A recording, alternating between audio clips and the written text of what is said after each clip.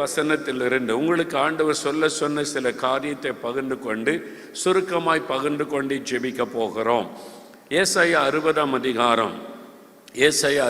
அதிகாரம் முதல் 3 வசனங்களை நான் வாசிக்கிறேன். ஏசாயா 60ஆம் அதிகாரம் முதல் 3 வசனங்களை நான் வாசிக்கிறேன். அந்த வசனத்துக்கு பைபிளை திருப்பிக் கொள்ளுங்கள்.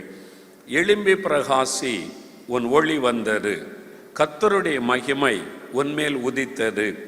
இதோ இருள் பூமியையும் காரிருள் ஜனங்களையும் மூடும், ஆனாலும் உன்மேல் கர்த்தர் உதிப்பார், அவருடைய மகிமை உன்மேல் காணப்படும். உன் வெளிச்சத்தினிடத்திற்கு ஜாதிகளும் உதிக்கிற உன் ஒளியினிடத்திற்கு ராஜாக்களும் நடந்து வருவார்கள். இனி என்ன சம்பவிக்கும்? இந்த புது வருஷம் பிறந்தவுடனே எல்லாருக்குள்ளும் ஒரு விருப்பம் இருக்கிறது. இனி என்ன நடக்க போகிறது, இனி என்ன சம்பவிக்கும், எல்லாருக்குமே அதை அறிந்து கொள்ள ஒரு விருப்பம், ஆசை இருக்கிறது. இந்த வருஷத்தின் ஆரம்ப நாட்கள், கடந்த காலத்தில் நடந்த சம்பவங்கள், ஆரம்பமே லாக்டவுனு, ஒமைக்ரான், கொள்ளை நோய், இந்த மாதிரி செய்திகள் தானே வந்து கொண்டிருக்கிறது என்பதான ஒரு காரியம். இதெல்லாம் எப்போ முடிவடையும்? கொள்ளை நோய்க்கு எப்பொழுது முடிவு வரும்? இந்த ஊரடங்கிற்கு எப்பொழுது முடிவு வரும்? உலகம் முழுதுமே இந்த மாதிரி பாதிப்புக்குள்ளாகி இருக்கிறது. ஒரு தேசத்தில் குறைஞ்சா இன்னொரு தேசத்தில் வருகிறது. அடுத்தாப்புல உலக சுகாதார அமைப்பு தலைவர் சொல்லுகிறார், இன்னொரு 6 மாசத்துல இன்னொரு கொள்ளை நோய் வரும் என்று சொல்லுகிறார். இது மாதிரி விதவிதமாக கொள்ளை நோய் வருன்றாங்க, இப்படி ஆபத்து வருன்றாங்க. இது தீவிரமாய் பரவும், இனி வரப்போகிறது தீவிரமாய் பரவும், இன்னும் அது பயங்கரமாய் இருக்கும் என்றெல்லாம் செய்திகள் செய்தித்தாளிலே வருகிறது, நமக்கு நியூஸில் சொல்லப்படுகிறது. இது என்ன காரியம், எப்பதான் முடிவு வரும் என்ற எண்ணம் நமக்குள்ளே எழும்பலாம். ஆனால் ஆவியானவர் சொல்லுகிறார், இருள் பூமியையும் காரிருள் ஜனங்களையும் மூடும். இனி வரக்கூடிய காலம் இப்படித்தான் இருக்கும். இனி இருளான காலம், இனி பயங்கரமான சூழ்நிலைகள், இனி இருள் வந்து மூடுகிற சூழ்நிலைகள், இனி வருகிற காலம் காரிருள் சூழ்கிற ஒரு சூழ்நிலை. இனி வரக்கூடிய செய்திகள் இப்படித்தான் இருக்கும். கொள்ளை நோய், பூமி அதிர்ச்சிகள், பஞ்சங்கள், யுத்தங்களின் காரியங்கள், இந்த செய்திகளை தான் திரும்ப திரும்ப திரும்ப நாம் கேட்க போகிறோம். அப்படித்தான் இந்த உலகத்தில் காரியங்கள் நடக்கும். ஏன் அப்படி என்று சொன்னால், இயேசு கிறிஸ்து சொன்ன 2ஆம் வருகைக்குரிய அடையாளங்கள் இவைகள்.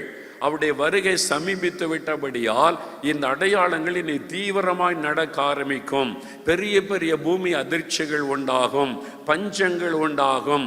பாருங்க, இலங்கை தேசம் பஞ்சத்தினாலே பாதிக்கப்பட்டு மக்கள் மிகவும் சாப்பிடுவதற்கு வழி இல்லாதபடி கஷ்டப்பட்டு கொண்டிருக்கிறார்கள். இன்னும் சில மாதங்களுக்குள்ளே இலங்கை தேசத்தில் பயங்கரமான சூழ்நிலைகள் உண்டாகிவிடும் என்ற செய்திகள் வந்து கொண்டு இருக்கிறதை நம்ம பார்க்கிறோம்.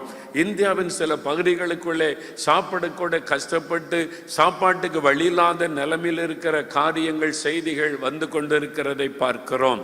பாகிஸ்தான் தேசத்துக்குள்ளே, இப்படி சில தேசங்களுக்குள்ளே இப்பொழுதே அது தீவிரமாய் பரவி கொண்டிருக்கிறது. இயற்கையினால் உண்டாகிற அழிவுகள், பாதிப்புகள், பூமி அதிர்ச்சிகள், இதெல்லாம் நம்ம கேள்விப்பட்டு கொண்டே இருக்கிறோம். இனி வருகிற காலத்திலே அது அதிகமாய் இருக்கும், பல இடங்களிலே உண்டாகும். இயேசு சொன்னார், பூமி அதிர்ச்சிகள் பல இடத்திலே மகா பூமி அதிர்ச்சிகள் உண்டாகும் என்று. இந்த மாதிரி காரியங்கள் தான் இனி அதிகமாய் நடக்கும். ஒரு இருளான காலம் போல தெரியும். இனிமேல் அவ்வளவுதானா, இனிமேல் நாம் எப்படி விடுதலையோடு வாழ முடியாதா என்கிற சூழ்நிலை தான் இந்த காலத்திலே நடக்கும். இது கடைசி காலம், இப்படித்தான் இருக்கும். கடைசி கொடிய காலம் என்று தீமோத்தேயுக்கு பவுல் எழுதும்போது சொல்லுகிறார், கடைசி காலம் அது கொடிதான காலம், இனி அப்படித்தான் இருக்கும். ஆனா அதில் நம்ம பயப்பட வேண்டிய அவசியம் இல்லை. இந்த சூழ்நிலைகளை கண்டு நாம் கலங்க வேண்டிய அவசியம் இல்லை. ஆண்டவர் சொல்லுகிறார், நீ பயப்படாதே, நான் உன்னோடு கூட இருக்கிறேன். வாக்கு கொடுத்திருக்கிறார். நீ தண்ணீர்களை கடக்க வேண்டியது வந்தாலும் அது உன்னை பாதிக்காது. நீ ஆறுகளை கடக்க வேண்டியது வந்தாலும் அது உன்மேல் புரண்டு வராது. நீ அக்கினிக்குள்ளே நடக்க வேண்டியது வந்தாலும் அது உன்னை சேதப்படுத்தாது. இருளான நாட்கள் வந்தாலும், கொள்ள நோய்கள், பூமி அதிர்ச்சிகள், பஞ்சங்கள், கடைசி கால ஆபத்துகள் சூழ்ந்து வந்தாலும் ஒன்றும் உங்களை சேதப்படுத்தாது. ஒன்றும் உங்களை அழிவுக்குள்ளே கொண்டு போய்விடாது. அதற்கு நடுவாக நீங்கள் கடந்து போவீர்கள், அதை தாண்டி போவீர்கள். அது ஒன்றும் உங்களை முடைக்க விடாது, சேதப்படுத்தி விடாது. நான் உங்களோடு இருப்பேன் என்று கர்த்தர் வாக்கு கொடுத்திருக்கிறார். ஆனால் இனி வருகிற காலம் இருளான காலமாகத்தான் இருக்கும் என்றால் சாத்தானுக்கு குறிப்பிட்ட ஒரு காலம் கொடுக்கப்பட்டிருக்கிறது. ஏன் இந்த காலம் இவ்வளவு கொடிதாயிருக்கிறது? ஏன் இப்படிப்பட்ட கொடிதான நாட்களை பார்க்கிறோம்? வெளிப்படுத்தின விசேஷம் 12ஆம் அதிகாரம் 12வது வசனத்தை பாருங்கள். அங்கே வசனத்தின் 2வது பகுதி சொல்லுகிறது, பிசாசானவன் தனக்கு கொஞ்ச காலம் மாத்திரம் உண்டென்று அறிந்து மிகுந்த கோபம் கொண்டு உங்களிடத்தில் இறங்கினபடியால் உங்களுக்கு ஆபத்து வரும் என்று சொல்ல கேட்டேன். பிசாசானவனுக்கு கொஞ்ச காலம்தான் கொடுக்கப்பட்டிருக்கிறது. சாத்தானுக்கு தெரிந்து விட்டது இது கடைசி காலம். சாத்தான் அறிந்து வைத்திருக்கிறான் இயேசு சீக்கிரம் வரப்போகிறார், அதற்கு முன்னால மாபெரும் எழுப்புதல் வரப்போகிறது. அதனால சாத்தானுக்கு நன்றாக தெரியும் இது இன்னும் கொஞ்ச காலம்தான் தனக்கு கொடுக்கப்பட்டிருக்கிறது. அதன் பிறகு அவனை கட்டி ஆண்டவர் பாதாளத்தில் அடைத்து வைக்க போகிறார் என்பது சாத்தானுக்கு தெரியும். ஆகவே அவன் இந்த பூமியிலே மிகுந்த கோபத்தோடு இறங்கி இருக்கிறான், மிகுந்த ஒரு வைராக்கியத்தோடு இறங்கி இருக்கிறான். ஆகவே தான் தீமைகளை கட்டவிழ்த்து விடுகிறான், கொடூரமான காரியங்களை கட்டவிழ்த்து விடுகிறான். இதுவரைக்கும் நாம கேள்விப்பட்ட பாவங்களும் துன்மார்க்கங்களும் உலக நாடுகளுக்குள்ளே வேகமாய் பரவி கொண்டிருக்கிறதை பார்க்கிறோம். நம்முடைய கண்கூடாக சென்னை பட்டணத்துக்குள்ளே, இந்தியா தேசத்துக்குள்ளே, உலக நாடுகளுக்குள்ளே இதையெல்லாம் நம்ம பார்க்கிறோம். ஏன் இந்த மாதிரி தீமைகள், ஏன் இந்த மாதிரி அழிவுகள், ஏன் இந்த மாதிரி சபைகளுக்கு உபத்திரவங்கள், ஏன் இந்த மாதிரி ஊழியங்களுக்கு இத்தனை பாடுகள் என்று சொன்னால் சாத்தானுக்கு கொஞ்ச காலம் இருக்கிறபடியால் அவன் மிகுந்த பலமாக போராட ஆரம்பித்து விட்டான். அது கடைசி காலம் என்பதற்கு ஒரு பெரிய அடையாளம். ஆகவே தான் சாத்தான் தீவிரமாய் இந்த காரியத்தை செய்கிறான். ஆனால் இந்த கடைசி கால ஆபத்துகள் இனி தீவிரமாய் நடந்து கொண்டே இருக்கும். அவன் சாத்தானை குறித்து சொல்லும் போது அவன் இருளின் ஆதிக்கத்திலே கிரியை செய்கிறவன், அவன் இருளின் தூதன் என்று சொல்லப்பட்டிருக்கிறது. ஒளியின் தூதனுடைய வேஷத்தை தரித்து கொண்டு வருகிற இருளின் தூதன் அவன்தான் இந்த இருளான நாட்களிலே பலமாய் கிரியை செய்கிறவன். அப்படியானால் இந்த காலத்திலே நாம் எப்படி மீண்டு போவது, எப்படி நாம் இந்த காலத்தை கடந்து போவது, நாம் எப்படி ஜெயம் எடுப்பது? அதற்கு தான் ஆண்டவர் சொல்லுகிறார், எழும்பி பிரகாசி உன் ஒளி வந்தது. இருள் பூமியை மூடும், காரிருள் ஜனங்களை மூடும். ஆனால் இந்த இருள் விலகுவதற்கு சில வழிகளை தேவன் வைத்திருக்கிறார். இந்த இருள் விலகுவதற்கு தேவன் ஒரு கூட்டத்தை எழுப்பி இருக்கிறார். அதுதான் தேவனுடைய பிள்ளைகள், ரட்சிக்கப்பட்ட ஆண்டவருடைய பிள்ளைகள். ஆண்டவர் சொல்லுகிறார், நீ எழும்பி பிரகாசி உன் ஒளி வந்தது. அல்லேலூயா. அப்ப இந்த இருள் விலக வேண்டுமானால், இந்த இருளான காலத்திலே மக்கள் இந்த பயத்திலிருந்து, இருளின் சக்தியிலிருந்து விடுதலை பெற வேண்டுமானால் என்ன செய்ய வேண்டும்? அதைத்தான் ஆண்டவர் உங்களோடு பகிர்ந்து கொள்ளும்படி எனக்கு கட்டளையிட்டார். ஒரு இருளான காலத்திலே தான் நம்ம வாழ்ந்து கொண்டிருக்கிறோம். எங்கு பார்த்தாலும் இருளான சூழ்நிலை தான் காணப்பட்டு கொண்டிருக்கிறது. இந்த சூழ்நிலை மாறுவதற்கு நாம் என்ன செய்வது? இந்த இருளான சூழ்நிலை மாற்றக்கொள்ளக்கூடிய வல்லமையும் அதிகாரமும் உள்ளவர்கள் தேவனுடைய ஜனங்கள் மாத்திரம்தான். அரசியல்வாதிகளால் இந்த இருளான சூழ்நிலை மாற்ற முடியாது. ஆளுகிறவர்களால் இந்த இருளான சூழ்நிலையை மாற்றிவிட முடியாது. விஞ்ஞானிகளால் இந்த இருளான காலங்களில் இந்த சூழ்நிலையை மாற்ற முடியாது. ஆனால் இயேசு கிறிஸ்துவின் இரத்தத்தினால் கழுவப்பட்ட தேவ பிள்ளைகளால் இந்த இருளான சூழ்நிலையை மாற்ற முடியும். இந்த இருளை ஜெயிக்க முடியும். இந்த இருளான காலங்களை மாற்றி ஒரு புதிய காரியத்தை இந்த உலகத்தில் கொண்டு வர முடியும். அதுக்கு என்ன செய்வது? இருளை ஜெயிக்கணும்னா என்ன பண்ணுவது? ஒரு இடத்துல இருள், ரூம்ல இருட்டா இருக்குதுங்க. இருட்டை போ, இருட்டை விலகி போ, இயேசுவை நாமத்தினால சொல்ற இருளை போன்னா போயிருமா? இருட்டு போகணும்னா என்ன பண்ணணும்? லைட் போடணும். அங்க ஒரு வெளிச்சம் வந்துட்டா இருள் தன்னால போயிடும். அல்லேலூயா. வெளிச்சம் வந்துட்டா இருள் தன்னால போயிடும். இருளை ஜெயிக்கக்கூடிய வல்லமை வெளிச்சத்துக்கு மாத்திரம்தான் உண்டு. அதனால் தான் தேவ பிள்ளைகளாகிய நாம் எல்லாம் கவனிங்க. 2 காரியம் பாஸ்டர் கல்யாணகுமார் அவங்க வந்து திரும்ப திரும்ப சில காரியம் சொன்னாங்க. நீங்கள் நல்லா கவனிச்சா உங்களுக்கு விளங்கும். ஒரு பக்கம் ஜெபம், ஜெபம் மட்டும் பண்ணினால் போதாது, இன்னொரு பக்கம் செயல்பட வேண்டும். மிஷினரிகளை அனுப்பணும், சுவிசேஷத்தை அறிவிக்கணும், செயல்பட வேண்டும். ரெண்டும் நடந்தால்தான் அந்த இருளின் சக்திகளை நம்ம மேற்கொள்ள முடியும், இருளின் ஆதிக்கங்களுக்கு முடிவை உண்டாக்க முடியும். இந்த 2 காரியமும் ரொம்ப அவசியம். ஜெபிக்கணும், செயல்பட வேண்டும். அப்ப இந்த இருள் விலகுவதற்கு என்ன வெளிச்சம், எதை வைத்து ஆண்டவர் இந்த இருளை ஜெயிக்கும்படி நமக்கு ஆலோசனை கொடுக்கிறார்? 3 வேத வசனங்களை நாம் சுருக்கமாய் தியானித்து ஜெபிக்க போகிறோம். நம்முடைய சுற்றி வந்து காணப்படுகிற இந்த இருளின் கிரியையிலிருந்து இந்த இருளான சூழ்நிலை மாறி ஒரு வெளிச்சம் கொண்டு வர நாம் என்ன செய்ய வேண்டும்? சென்னை பட்டணத்தில் பலவிதமான இருள், பாவ இருள், சாப இருள், மதுபானம் என்கிற இருள், விபச்சார வேசித்தனம் என்கிற இருள், அநீதி என்கிற இருள், லஞ்சம் ஊழல் என்கிற இருள், பலவிதமான அசுத்தங்கள் என்கிற இருள் இந்த பட்டணத்தின் பல பகுதிகளை ஆட்கொண்டிருக்கிறது. இருளின் ஆதிக்கத்தை நாம் பார்க்கிறோம், இருளின் கிரியைகளை நாம் பார்க்கிறோம். இருளின் கிரியைகள் என்றாலே சாத்தானுடைய கிரியைகள், இருளிலிருந்து கிரியை செய்கிற பிசாசனுடைய கிரியைகள். அவனுக்கென்று ஒரு காலம் கொடுக்கப்பட்டு அவன் பலமாய் கிரியை செய்கிறான். இந்த இருளான சூழ்நிலை மாறி ஒரு வெளிச்சம் வருவதற்கு என்ன செய்ய வேண்டும்? முதலாவது மத்தேயு 5ஆம் அதிகாரம் 14வது வசனம். மத்தேயு 5ஆம் அதிகாரம் 14ஆம் வசனத்தை கவனியுங்கள். இயேசு சொல்லுகிறார், நீங்கள் உலகத்திற்கு வெளிச்சமாயிருக்கிறீர்கள். அல்லேலூயா. நீங்கள் உலகத்திற்கு வெளிச்சமாயிருக்கிறீர்கள். நீங்கள் இந்த சென்னை பட்டணத்திற்கு வெளிச்சமாயிருக்கிறீர்கள். ஆண்டவர் உங்களை பார்த்து சொல்லுகிறார், உங்களை பார்த்து சொல்லுகிறார், நம்மை பார்த்து சொல்லுகிறார், என் பிள்ளைகளே, ரட்சிக்கப்பட்ட நீங்கள் தான் இந்த இருளை விரட்ட முடியும். ரட்சிக்கப்பட்ட அபிஷேகம் பெற்ற உங்கள் மூலமாகத்தான் இந்த இருளை அப்புறப்படுத்த முடியும். சென்னை பட்டணத்தின் இருளை மாற்றி அதற்குள்ளே வெளிச்சத்தை கொண்டு வர உங்களாலே முடியும், உங்களாலே முடியும், உன்னாலே முடியும். அதைத்தான் ஆண்டவர் சொல்லுகிறார், நீங்கள் உலகத்திற்கு வெளிச்சம். நீங்க ஒளி வீச ஆரம்பிச்சிட்டா இருள் தன்னாலே விலகி போய்விடும்.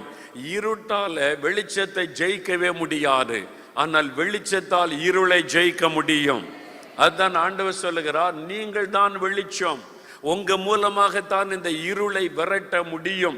இந்த இருளான காலங்களை அப்புறப்படுத்தி மக்களுக்குள்ள ஒரு வெளிச்சத்தை கொண்டு வர வேண்டுமானால் என்னை அறிந்த என் பிள்ளைகளாயிருக்கிற உங்கள் மூலமாகத்தான் முடியும். ஆமேன். அப்ப நாம் ஒவ்வொருவரும் இயேசுவுக்காக வெளிச்சமாய் மாற வேண்டும். இந்த முழிரவு ஜெபத்தினுடைய நோக்கமே என்னது? லைட் அப் சென்னை. சென்னையை வெளிச்சமாக்குங்க, அப்படிதான் போட்டிருக்கு இல்லை? இந்த விளம்பரத்தில் பாருங்க, லைட் அப் சென்னை ஆல் நைட் ப்ரேயர். இந்த சென்னை பட்டணத்தை வெளிச்சமாக்குங்க அப்படின்னா என்ன அர்த்தம்? எல்லா தேவ பிள்ளைகளும் கர்த்தருக்காக நம்ம வெளிச்சமா மாறணும். ஆண்டவர் சொன்ன மாதிரி, நாங்கள் இந்த உலகத்துக்கு வெளிச்சமா இருக்கிறோம், நான் வெளிச்சமா இருக்கணும் அப்படின்னு நம்ம அர்ப்பணித்து கொள்ளுவது. நாம் இந்த வெளிச்சம் வீசுவது முதலாவது நம்முடைய வாழ்க்கை. நம்முடைய வாழ்க்கை பிரகாசிக்கணும். உங்களுடைய வாழ்க்கையை பார்க்கிறவங்க அதில் இயேசுவின் வெளிச்சத்தை மற்றவர்கள் பார்க்க வேண்டும். முதலாவது நம்முடைய வாழ்க்கை பிரகாசித்தா உங்க மூலமா நீங்க வேலை செய்கிற இடத்துல எல்லாம் வெளிச்சம் பரவி செல்லும். நீங்க இருக்கிற தெருவில் வெளிச்சம் பரவும், நீங்க இருக்கிற ஏரியாவில் வெளிச்சம் பரவும். அப்ப அங்க இருக்கிற இருளின் ஆதிக்கங்கள் தானாக அழிக்கப்பட்டு விடும். ஒவ்வொரு தேவ பிள்ளையும் வெளிச்சத்தின் பிள்ளைகளாக ஒளி வீச ஆரம்பிச்சா சாத்தானுடைய இருளின் வல்லமைகள் தானாக ஓய்ந்து போகும், தானாக குறைந்து குறைந்து அழிந்து போகும். ஆகவே நாம் வெளிச்சம் வீசுகிறவர்களாக காணப்பட வேண்டும். ஆதி திருச்சபையில் விசுவாசிகளை குறித்து நம்ம வாசிக்கும் போது பாருங்க, அவங்க ஒளி வீசக்கூடியவங்களா, வெளிச்சம் கொடுக்கக்கூடியவங்களா இருந்தாங்க. அதில் என்னை ரொம்ப கவர்ந்து கொண்ட ஒரு வார்த்தை அப்போஸ்தலர் நடபடிகள் 2ஆம் அதிகாரம், அப்போஸ்தலர் 2ஆம் அதிகாரம் 46வது வசனம் பாருங்க. அப்போஸ்தலர் 2ஆம் அதிகாரம் 46வது வசனம். அவர்கள் ஒருமனப்பட்டவர்களாய் தேவாலயத்திலே அனுதினமும் தரித்திருந்து வீடுகள் தோறும் அப்பம் விட்டு மகிழ்ச்சியோடும் கபடமில்லாத இருதயத்தோடும் போஜனம் பண்ணி தேவனை துதித்து ஜனங்கள் எல்லாரிடத்திலும் தயவு பெற்றிருந்தார்கள். ஒரு ரெண்டு கூட்ட மக்களை பற்றி சொல்லப்படுகிறது. ஒன்று, ரட்சிக்கப்பட்ட தேவனுடைய பிள்ளைகள். அவங்க எப்படி இருந்தாங்களாம்? அவங்க மகிழ்ச்சியோடு இருந்தாங்க, கபடமில்லாத இருதயத்தோட இருந்தாங்க, தேவனை துதிக்கிறவளா இருந்தாங்க. இன்னொரு கூட்ட மக்கள், இன்னும் ரட்சிக்கப்படாத ஒரு கூட்ட மக்கள், அவங்கள தான் ஜனங்கள் என்று வேதம் குறிப்பிடுகிறது. ஜனங்கள் எல்லாரிடத்திலும் இவர்கள் தயவு பெற்றிருந்தார்கள். ஜனங்கள்லாம் இவங்களை பார்க்குறாங்க, யார் இவங்க சந்தோஷமா இருக்கிறாங்க, இவங்க யாரையும் புறம் கூற மாட்டேங்கிறாங்க, அடுத்தவங்களை குறை சொல்ல மாட்டேங்கிறாங்க, சண்டை போட மாட்டேங்கிறாங்க, எல்லாத்துக்கிட்டே அன்பா இருக்கிறாங்க, சிரிச்ச முகமா இருக்கிறாங்க, எல்லாத்துக்கிட்டே பாசத்தோட பழகிறாங்களே, யார் இவங்க? இவங்க கிறிஸ்தவர்கள், இயேசுவை ஏற்றுக்கொண்டவங்க, இயேசுன்ற ஒருவரை இரட்சகராக சுதந்திரித்து கொண்டவங்க. அப்போ பொது ஜனங்கள், இயேசுவை அறியாத மக்கள் அவர்களை தயவு கொடுத்தாங்க. தயவு, அவங்களுக்கு இடத்துல தயவு பெற்றவர்களாக இருந்தாங்க. அப்படின்னா இவங்க அவங்க மேலே மரியாதை வைத்திருந்தாங்க, அவங்களுக்கு உதவி செய்கிறாங்க. சாதாரண ஜனங்கள் இவங்க மேலே விசேஷித்த மரியாதை வைத்து உதவி செய்கிறவர்களாக இருந்தார்கள். அந்த மாதிரி ஒரு சாட்சியான வாழ்க்கை அவர்கள் வாழ்ந்தார்கள். அதைத்தான் நம்ம அப்போஸ்தலர் நடபடிகளில் 17ஆம் அதிகாரத்தில் நீங்கள் வாசிக்கும் போது, தேவ வசனத்தை அவர்கள் பெரையா பட்டணத்தார் இப்படி இருக்கிறதா என்று தியானித்ததுனால 11ஆம் வசனம், நற்குணசாலிகளாக இருந்தார்கள், நல்ல குணம் உள்ளவங்க. அந்த ஊர் மக்கள் சொன்னாங்க, இவங்க நல்ல குணம் உள்ளவங்க, நல்ல சுபாவம் உள்ளவங்க, இவங்க இயேசுவை தான் ஆராதிப்பாங்க, இயேசுவை பற்றி சொல்லுவாங்க, ரொம்ப அன்பாக இருப்பாங்க, இவங்களுக்குள்ள சண்டை போட மாட்டாங்க, அடுத்தவங்களை பற்றியெல்லாம் பேச மாட்டாங்க, இவங்க கவலையாக இருக்கிறத பார்க்கவே முடியாது, எப்போவுமே சந்தோஷமாக இருப்பாங்க, அவங்களுடைய முகம் மலர்ச்சியாக இருக்கும். இந்த மாதிரி ஒரு சாட்சி, அதான் வெளிச்சம். ஒளி வீசுறதுன்னா என்ன? மெழுகுவர்த்தி கையில் வச்சுட்டு போறதா? நம்முடைய வாழ்க்கை பிரகாசிக்க வேண்டும், இயேசுவை நம்முடைய வாழ்க்கையிலே காண்பிக்க வேண்டும்.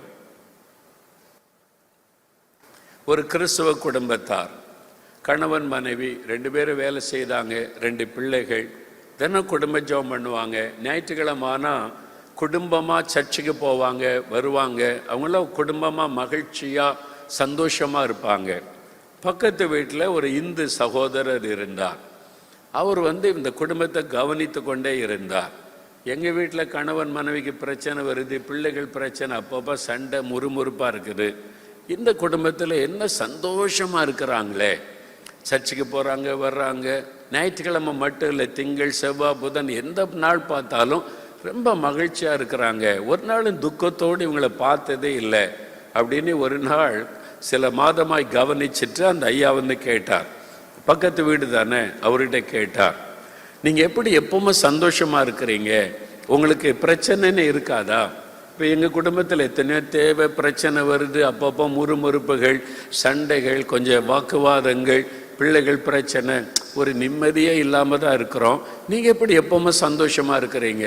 நீங்களும் சந்தோஷமாக இருக்கீங்க, மனைவி பார்த்தா சந்தோஷமாக இருக்கேன், பிள்ளைகள் பார்த்தா சந்தோஷம், உங்கள் வீட்டில் எப்போவுமே சிரிப்பு சத்தம், மகிழ்ச்சியான சத்தம், பாட்டு பாடுறீங்க, ஜெபிக்கிறீங்க, அது எப்படி என்பதாக கேட்டார்.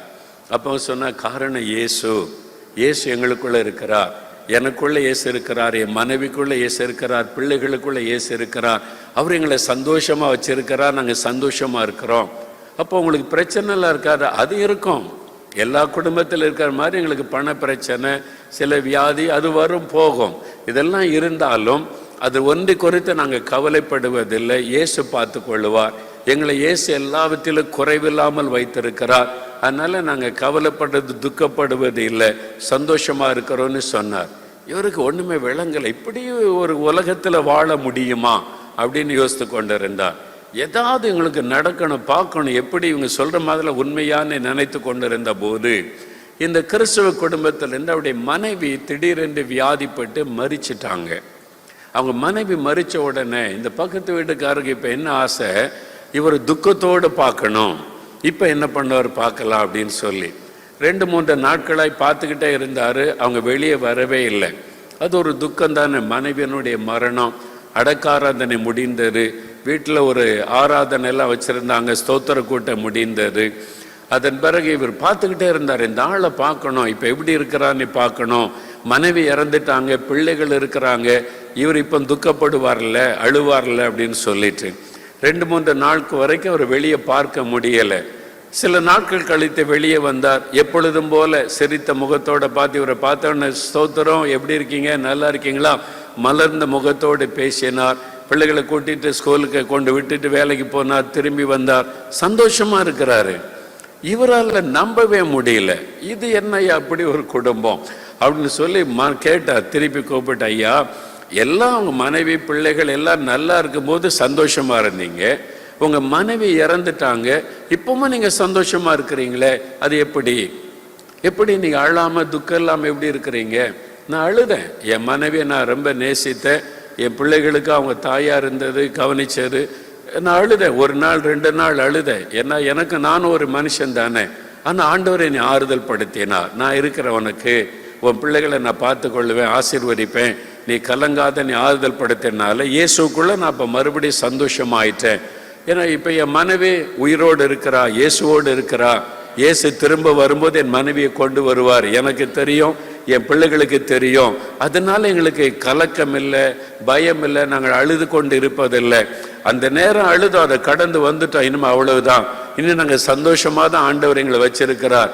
இந்த ஆளுக்கு விளங்கி கொள்ளவே முடியல, இப்படி ஒரு கடவுளா, இப்படி ஒரு சந்தோஷம் கொடுக்கிற ஒரு ஆண்டவரா, எந்த சூழ்நிலையிலும் மகிழ்ச்சியா இருக்க முடியுமா? அந்த இயேசு கொடுக்கிறார்னா அந்த கடவுளை பற்றி எனக்கு சொல்லுங்க, உங்க ஆண்டவரை பற்றி எனக்கு சொல்லுங்க. நானும் எத்தனையோ கடவுளை பற்றி அறிஞ்சிருக்கிறேன், கும்பிட்டு பார்க்கிறேன், இப்படி இருந்தது இல்லையே அப்படின்னு அவர் கேட்டார். அதுதான் ஆதி திருச்சபையில வசனம் தெளிவா சொல்லுகிறாரு, அவங்க எப்பொழுதும் மகிழ்ச்சியா இருந்தாங்க.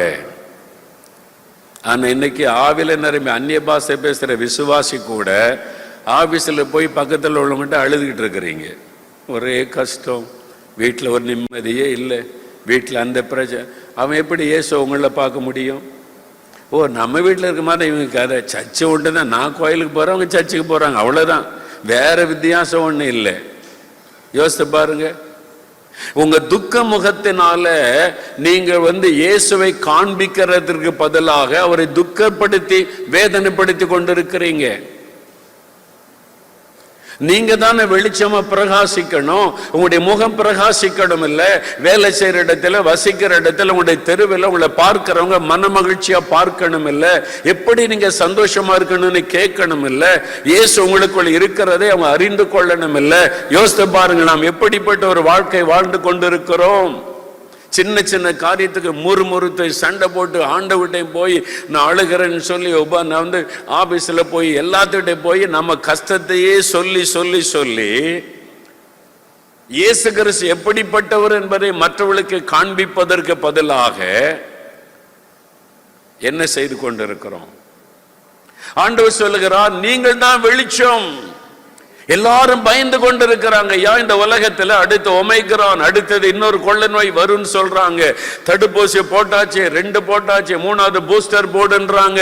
இன்னும் 4 மாசம் கழிச்சு இன்னொரு ஊசியை சொல்லுவாங்க. எப்படி வாழ போகிறோம் இந்த உலகத்துல? இனி வாழ்நாள் முழுவதும் நீங்கள் கொள்ளை நோயோட வாழ்ந்து பழகி கொள்ளுங்கள் என்று சொல்லுகிறார்கள். எப்படி இந்த உலகத்துல வாழ போகிறோம்? உலகம் பயந்து கொண்டிருக்கிறது. இந்த பயந்து கொண்டிருக்கிற மக்களுக்கு மத்தியில நம்மை தைரியப்படுத்துகிற, சந்தோஷமாய் வைத்திருக்கிற, பயம் இல்லாமல் வைத்திருக்கிற ஒரு ஆண்டவர் இருக்கிறார் என்று அவர்களுக்கு காண்பிக்கும்படி நீங்கள் ஒளி வீச வேண்டும். எங்களுக்கு பயமே இல்லைங்க, நாங்க சந்தோஷமா இருக்கிறோம். அவங்களும் பயப்படுறாங்க, அந்நிய பாஷை பேசுற நீங்களும் பயப்படுறீங்க. அவங்களும் ஒரே பயமா இருக்கு, மரணம் வந்துருமான்னு பயமா இருக்குன்றாங்க. நீங்க அந்நிய பாஷை பேசிக்கிட்ட எங்களுக்கு மரண பயமா இருக்குன்றீங்க. என்ன வித்தியாசம்? அன்றைக்கு ஆதி திருச்சபை விசுவாசிகளை உலக மக்கள் பார்க்கும் போது ஆச்சரியமாய் பார்த்தார்கள். இவங்க எப்பொழுதும் மன மகிழ்ச்சியாய் இருக்கிறார்கள், கபடமற்ற ஒரு இருதயத்தோடு இருக்கிறாங்க, எல்லாத்துக்கிட்ட அன்பா ஐக்கியமாய் இருக்கிறார்கள், இவர்கள் வித்தியாசமானவர்கள். ஒளி வீசினார்கள், வெளிச்சம் கொடுத்தார்கள். ஆகவேதான் எருசலேம் பட்டணத்திலே எழுப்புதல் வேகமாய் பரவினது, இருளின் ஆதிக்கங்கள் அழிந்தது.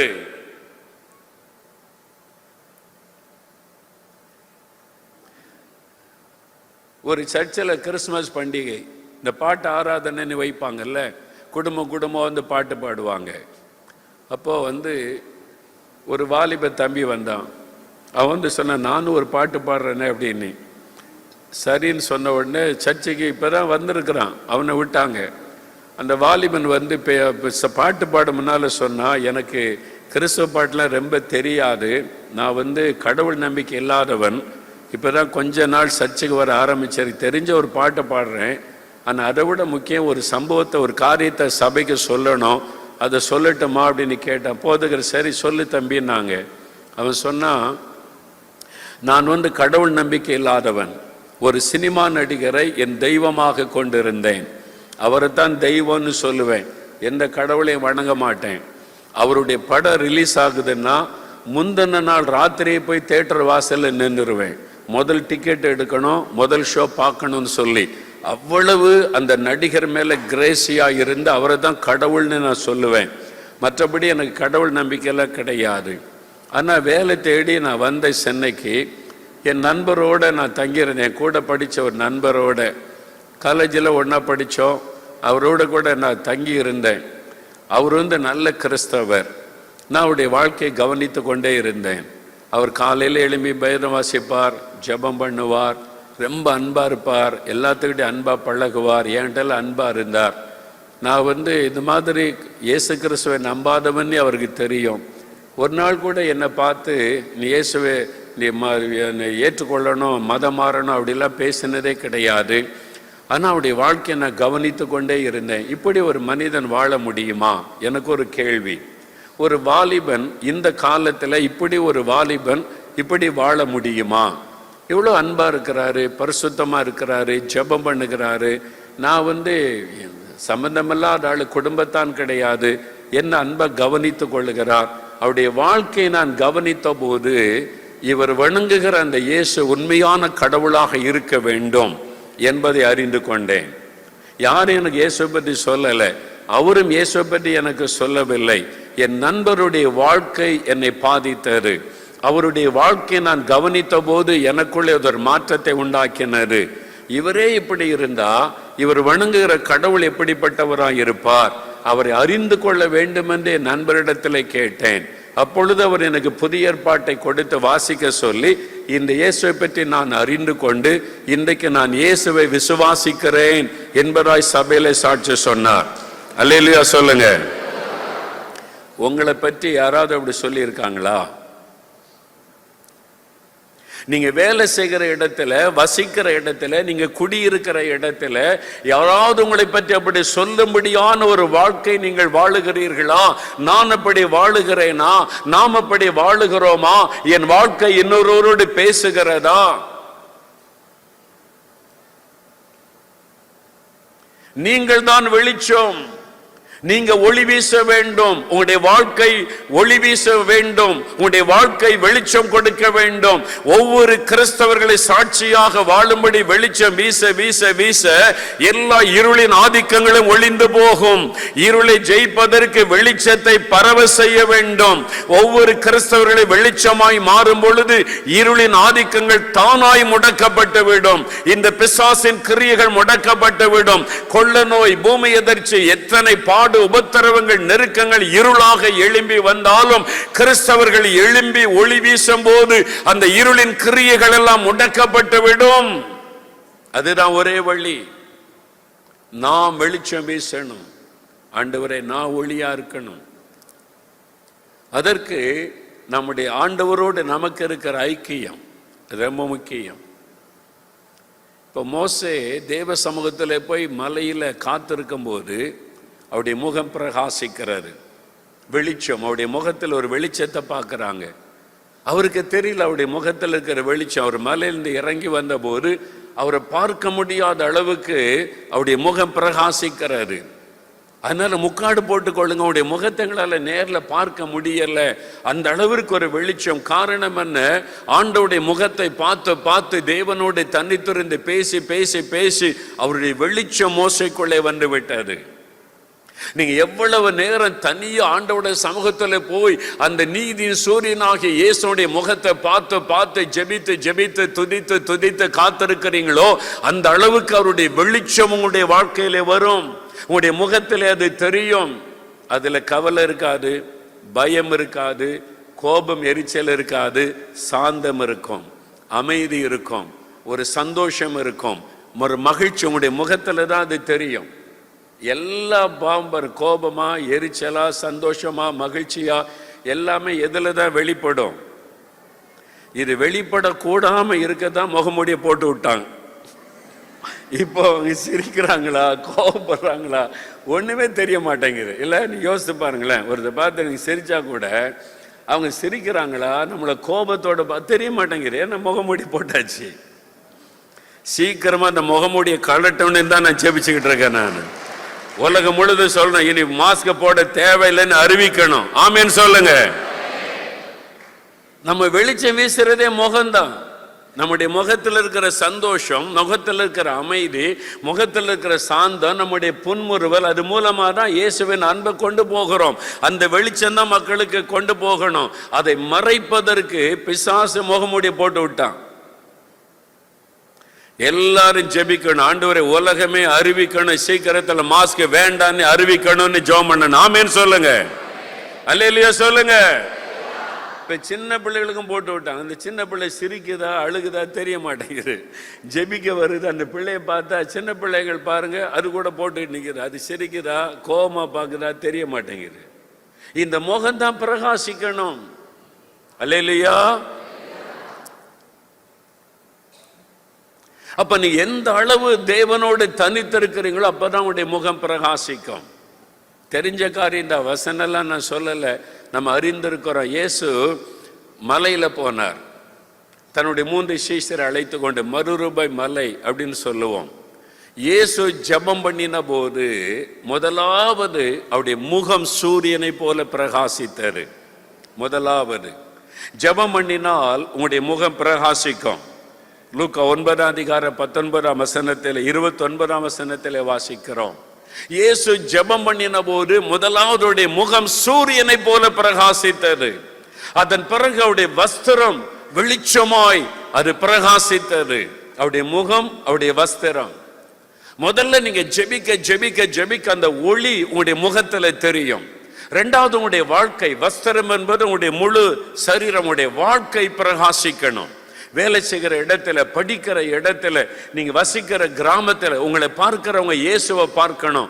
ஓ, இவங்க ரொம்ப அன்பானவங்க, ரொம்ப சாந்தமா இருப்பாங்க, அடுத்த ஆளை பற்றி பேசவே மாட்டாங்க, அனாவசியமா பேச மாட்டாங்க, அவங்க பேசினாலே இனிமையா இருக்கும், அவங்க பேசினாலே பக்தி விருத்தி உண்டாகும், அவங்க பேசினாலே நமக்கு ஒரு சமாதானம் இருக்கும். அப்படிப்பட்ட ஒரு வாழ்க்கை ஒவ்வொரு கிறிஸ்தவர்களை வாழ ஆரம்பித்து விட்டால் இருளின் ஆதிக்கங்கள் ஒளிந்து போகும்.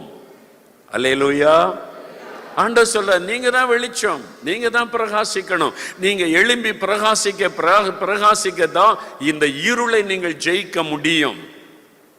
இருள் அழிக்கப்பட்டு போகும். அப்ப அதற்கு நம்ம அர்ப்பணித்து, ஆண்டவரே என் வாழ்க்கை பிரகாசிக்கணும், என்னுடைய முகம் பிரகாசிக்கணும், அதற்கு ஆண்டவருடைய பிரசன்னம் நமக்குள்ள இறங்கணும். அல்லேலூயா. நாம ஜெபம் பண்ணும்போது குடும்ப ஜெபம் பண்ணுங்க, குடும்பமா பாட்டு பாடி ஜெபிங்கன்னு சொல்றோம். ஜெபம் பண்ணும்போது என்ன நடக்கிறது? உங்க வீட்டில் நீங்க 4 பேரோ, கணவன் மனைவி 2 பிள்ளைகள் உட்கார்ந்து 2 பாட்டு பாடி கைத்தட்டி பாடி துதிக்கும் போது துதிகளின் மத்தியிலே கர்த்தர் வாசம் பண்ணுகிறார். அவர் ஒளியாயிருக்கிற தேவன், வெளிச்சமாயிருக்கிற தேவன். இயேசுவை தரிசிக்கும் போதெல்லாம் ஜனங்க சொல்றது, வெளிச்சத்தை நான் பார்த்தேன், அந்த வெளிச்சத்துக்கு நடுவில் இயேசு வந்து நின்றதை பார்த்தேன். அவரை தரிசித்த அது மாதிரி சாது சுந்தர் சிங் முதற்கொண்டு நிறைய பேர் சொன்ன அனுபவங்கள். நாமே கூட ஜெபிக்கும் போது அப்படியே ஒரு வெளிச்சம் இறங்கி வந்தது. அப்படி சொல்றோமா இல்லையா? அப்ப அவங்க வீட்டில் கூடி நீங்க எல்லாம் கைத்தட்டி பாட்டு பாடி ஆண்டவரை துதிக்கும் போது உங்க வீட்டுக்குள்ள என்ன இறங்கி வருகிறது? கர்த்தருடைய வெளிச்சம். ஆமேன்னு சொல்லுங்க. உங்க வீட்டுக்குள்ள ஆண்டவருடைய வெளிச்சம் இறங்கி வரும்போது, அந்த ஆண்டவருடைய பிரசன்னம் என்பது தேவனுடைய வெளிச்சம்.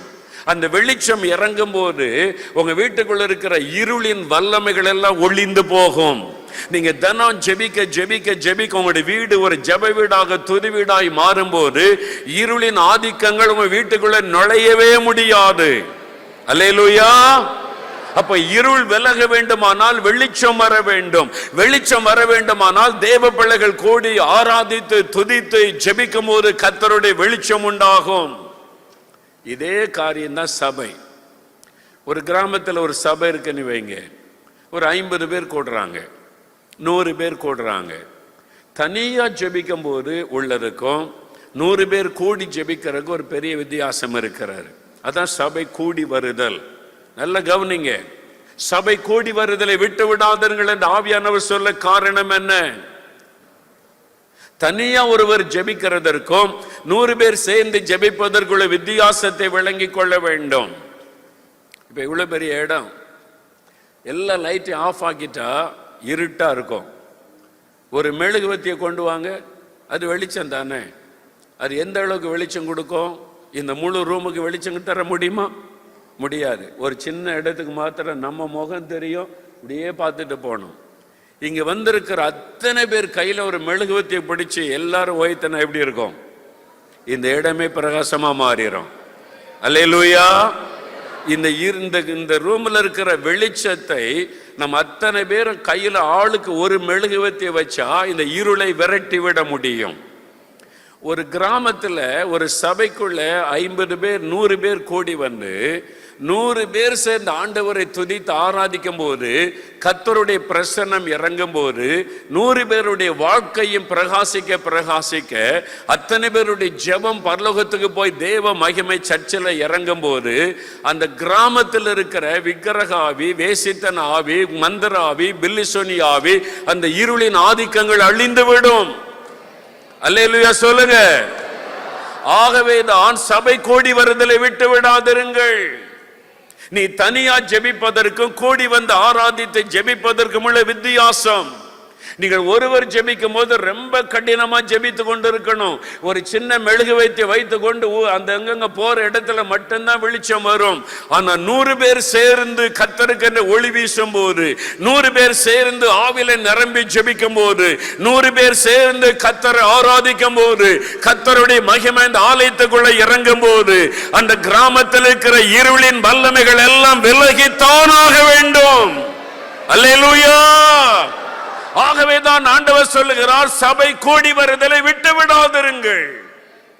நீங்க கூடி வந்து ஆராதிக்கணும், கூடி வந்து ஜெபிக்கணும். நீங்கள் இணைந்து வரும் பொழுது அங்கு உள்ள அந்த வெளிச்சம் மிக பிரமாதமாக அந்த வெளிச்சம் வீச ஆரம்பிக்கும் போது இருள் விலகி போகும். அதனால தான் அந்த ஜெபம் கூடி வந்து ஜெபிப்பது அவ்வளவு முக்கியம். அமெரிக்காவில் மிசௌரி என்கிற அந்த மாநிலத்தில் கென்சாஸ் அப்படின்னு ஒரு சிட்டி இருக்கு, கென்சாஸ் சிட்டி. அங்கே வந்து இன்டர்நேஷனல் ஹவுஸ் ஆஃப் ப்ரேயர் அப்படின்னு ஒரு இடம் இருக்குது. 24 மணி நேரம் ஜெபம். இந்த வருஷம் 22வது வருஷம், 22 வருஷமா அங்கே வந்து அந்த ஜெபம் ஆரம்பிச்சு இன்டர்நேஷனல் ஹவுஸ் ஆஃப் ப்ரேயர். அந்த இடத்துக்கு நான் போயிருக்கிறேன். 24 மணி நேரம் ஜெபம் நடந்துகிட்டே இருக்கு. ஒரு ஹால், ஒரு சின்ன ஹால் வச்சிருக்கிறாங்க. அங்கே ஒர்ஷிப் டீம் வந்து மாற்றி அவங்க ஒர்ஷிப் பண்ணி பாட்டு பாடி ஒர்ஷிப் பண்ணி ஜெபம் நடத்துவாங்க. ஜெப குறிப்பு வைத்து சொல்ல சொல்ல ஜெபம் நடந்துக்கிட்டே இருக்கும். International house of prayer.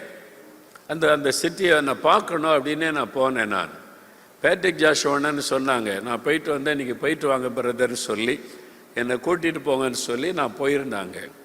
போயிட்டு அந்த இடத்தெல்லாம் பார்த்துட்டு அந்த ஊழியத்தெல்லாம் பார்த்துட்டு வந்தோம். அப்போ அந்த இடத்தை சுற்றி காண்பிக்க அந்த ஊழியத்தில் உள்ள ஒரு நண்பர் எங்களை கூட்டிகிட்டு போனார். பைபிள் காலேஜ் இருக்குது, சிறு பிள்ளைகள் கூட்டம் நடத்துகிற இடம், வாலிபர் கூட்டம் நடத்துகிற இடம்லாம் இருக்குது. அப்படியே கூட்டி கொண்டு போனார் எங்களை ஒரு வாகனத்தில் வைத்து. அவர் பேசிக்கொண்டே வரும்போது ஒரு காரியத்தை சொன்னார். அந்த அந்த பட்டணத்தினுடைய அட்மாஸ்பியரே வித்தியாசமாக இருக்குது. இப்போனா அங்கே உள்ள ஹோட்டல், அங்கே சாப்பிட்ற இடத்தெல்லாம் வசனம் வச்சுருக்கிறாங்க, பேரெல்லாம் கிறிஸ்தவ பேரில் இருக்குது, டிஃப்ரெண்ட்டாக இருக்குது. அந்த சிட்டிக்குள்ளே போகும்போதே அதாவது அந்த சூழ்நிலை அட்மாஸ்பியர், ஸ்பிரிச்சுவல் அட்மாஸ்பியர் அந்த ஆவிக்குரிய சூழ்நிலையில் ஒரு சேஞ்சு நல்லா தெரியுது, ஆவியில் ஒரு விடுதலை, நல்ல ஒரு மாற்றம் தெரிகிறது. அப்போ அவர்கிட்ட பேசிக்கொண்டே வரும்போது சொன்னார் ஒரு காரியம், இந்த பட்டணத்தில் 24 மணி நேரமும் ஜெபம் நடந்துக்கிட்டே இருக்குது. ஜனங்க வருவாங்க, ஜெபிப்பாங்க, போவாங்க. அதாவது வந்து சிலர் 2 மணி நேரம் இருப்பாங்க, போயிடுவாங்க. அடுத்த கூட்டம் வந்துக்கிட்டே போய்கிட்டே இருப்பாங்க. அப்போ ஜெபம் நடந்துக்கிட்டே இருக்கும். புது ஆட்களாக வருவாங்க, பாட்டு பாடி ஜெபம் நடந்துக்கிட்டே இருக்கும். ஒரே மக்கள் 8 மணி நேரம் ஜெபிச்சுட்டு போகிறது அப்படி கிடையாது. வந்துக்கிட்டே இருப்பாங்க, போய்கொண்டே இருப்பாங்க. 2 மணி நேரம் இருப்பாங்க, போயிடுவாங்க. அடுத்த டீம் அப்படி வந்துக்கிட்டே இருப்பாங்க. ஆட்கள் வந்து போக ஜெபம் நடந்துக்கிட்டே இருக்குது 24 மணி நேரமும். நாங்கள் கொஞ்ச நேரம் அங்கே உட்காந்து சில மணி நேரம் ஜெபம் பண்ணிட்டு வந்தோம்.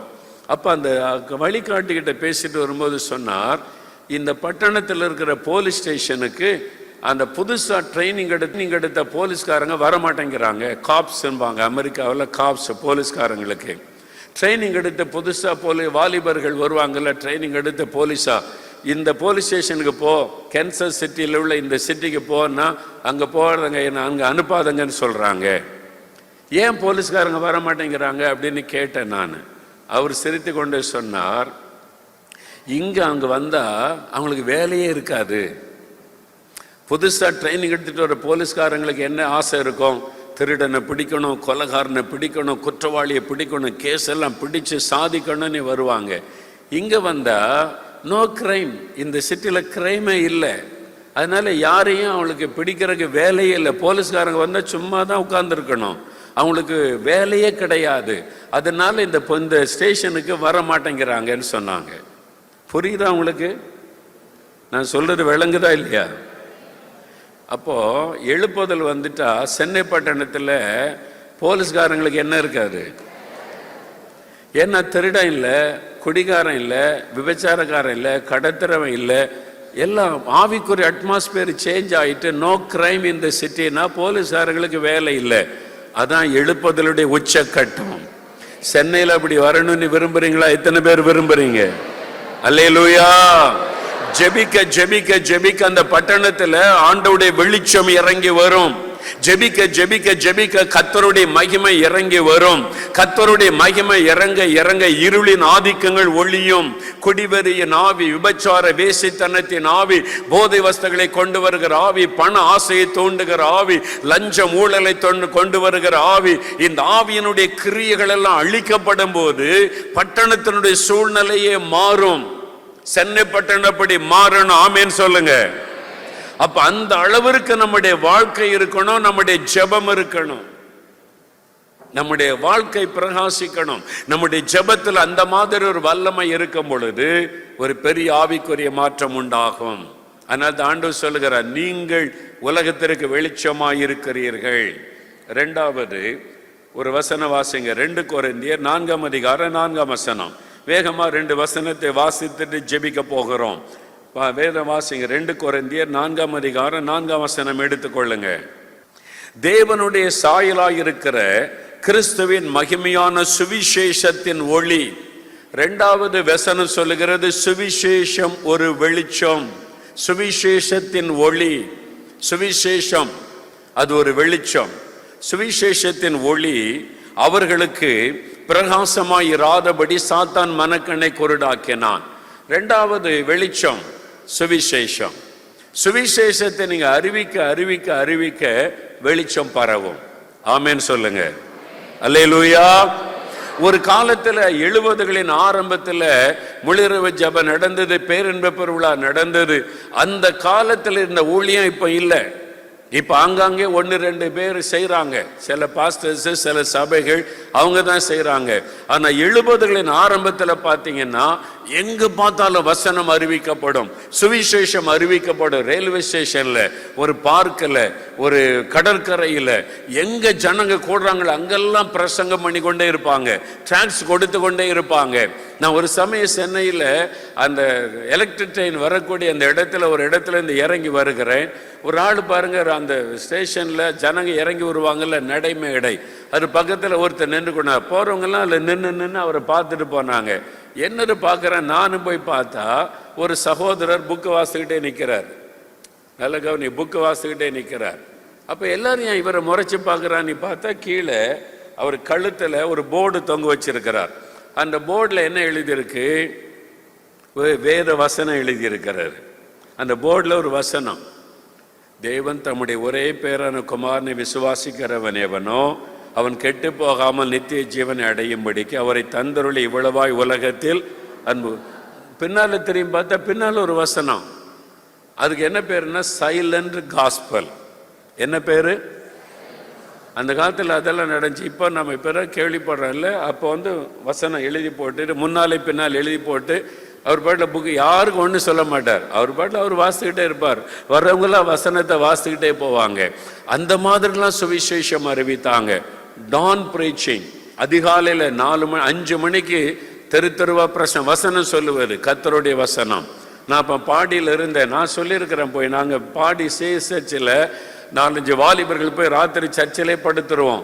விடிய காலை 4 மணிக்கு எழும்பி நல்ல பல்லு விளக்கி ஃப்ரெஷ் ஆகிட்டு ஜெபம் பண்ணிட்டு நல்ல ஒரு 1.5 மணி நேரம் தெரு தெருவா வசனம் சொல்லுவோம். விடியற் காலையில் டான் பிரீச்சிங், அதிகாலையில் வசனம் 6 மணி 6:30 மணி வரைக்கும் வசனம் சொல்லுவார். கைப்பிரதி கொடுப்பாரு. தெரு தெருவா பிரசங்கம் பண்ணுவார். கடற்கரையில் பிரசங்கம், மூர் மார்க்கெட்டில் பிரசங்கம், எல்லா இடத்துலும் நானே பண்ணியிருக்கிறேன். இந்த மாதிரி கடற்கரையில், இந்த மின்ட்டில், எல்லா இடத்துலும். நான் மாத்திரம் இல்லை, நிறைய பேர் செய்வாங்க. அந்த காலத்தில் எங்கே போனாலும் யாராவது பிரசங்கம் பண்ணிக்கிட்டே இருப்பாங்க. இன்னைக்கு அதை பார்க்க முடியவில்லை. சுவிசேஷத்தின் ஒளி அப்படி பரவினது. இன்றைக்கு நம்ம எல்லாம் சர்ச்சுக்கு 2 மணி நேரம் வந்தாலே பெரிய ஊழியம் செய்யறேன்னு நினைக்கிறாங்க. ஊழியம் செய்றீங்களா? ஆமாங்க, 2 மணி நேரம் சர்ச்சுக்கு போறதில்ல, காணிக்கை எடுப்பேன் பிரதர். சர்ச்சில் போய் காணிக்கை எடுக்க பெரிய ஊழியம் செய்யறாங்களா? காணிக்கை எடுப்பேன் பிரதர். எனக்கு ஊழியமே தர மாட்டேங்கிறாங்க. என்ன தர மாட்டேங்கிறாங்க? மைக் தர மாட்டேங்கிறாங்க. தந்தா தானே பாட்டு பாட முடியும். ஊழியம் என்ன? வெளியே போய் சுவிசேஷத்தை அறிவிக்கணும். அல்லேலூயா. சுவிசேஷத்தின் ஒளியை நீங்கள் பரவ செய்தா இந்த இருளின் ஆதிக்கங்கள் முடிவடையும். கொள்ள நோய் ஓய்ந்து போகும். இந்த இனி வரக்கூடிய தீமைகள் எல்லாம் ஒளிந்து போகும்.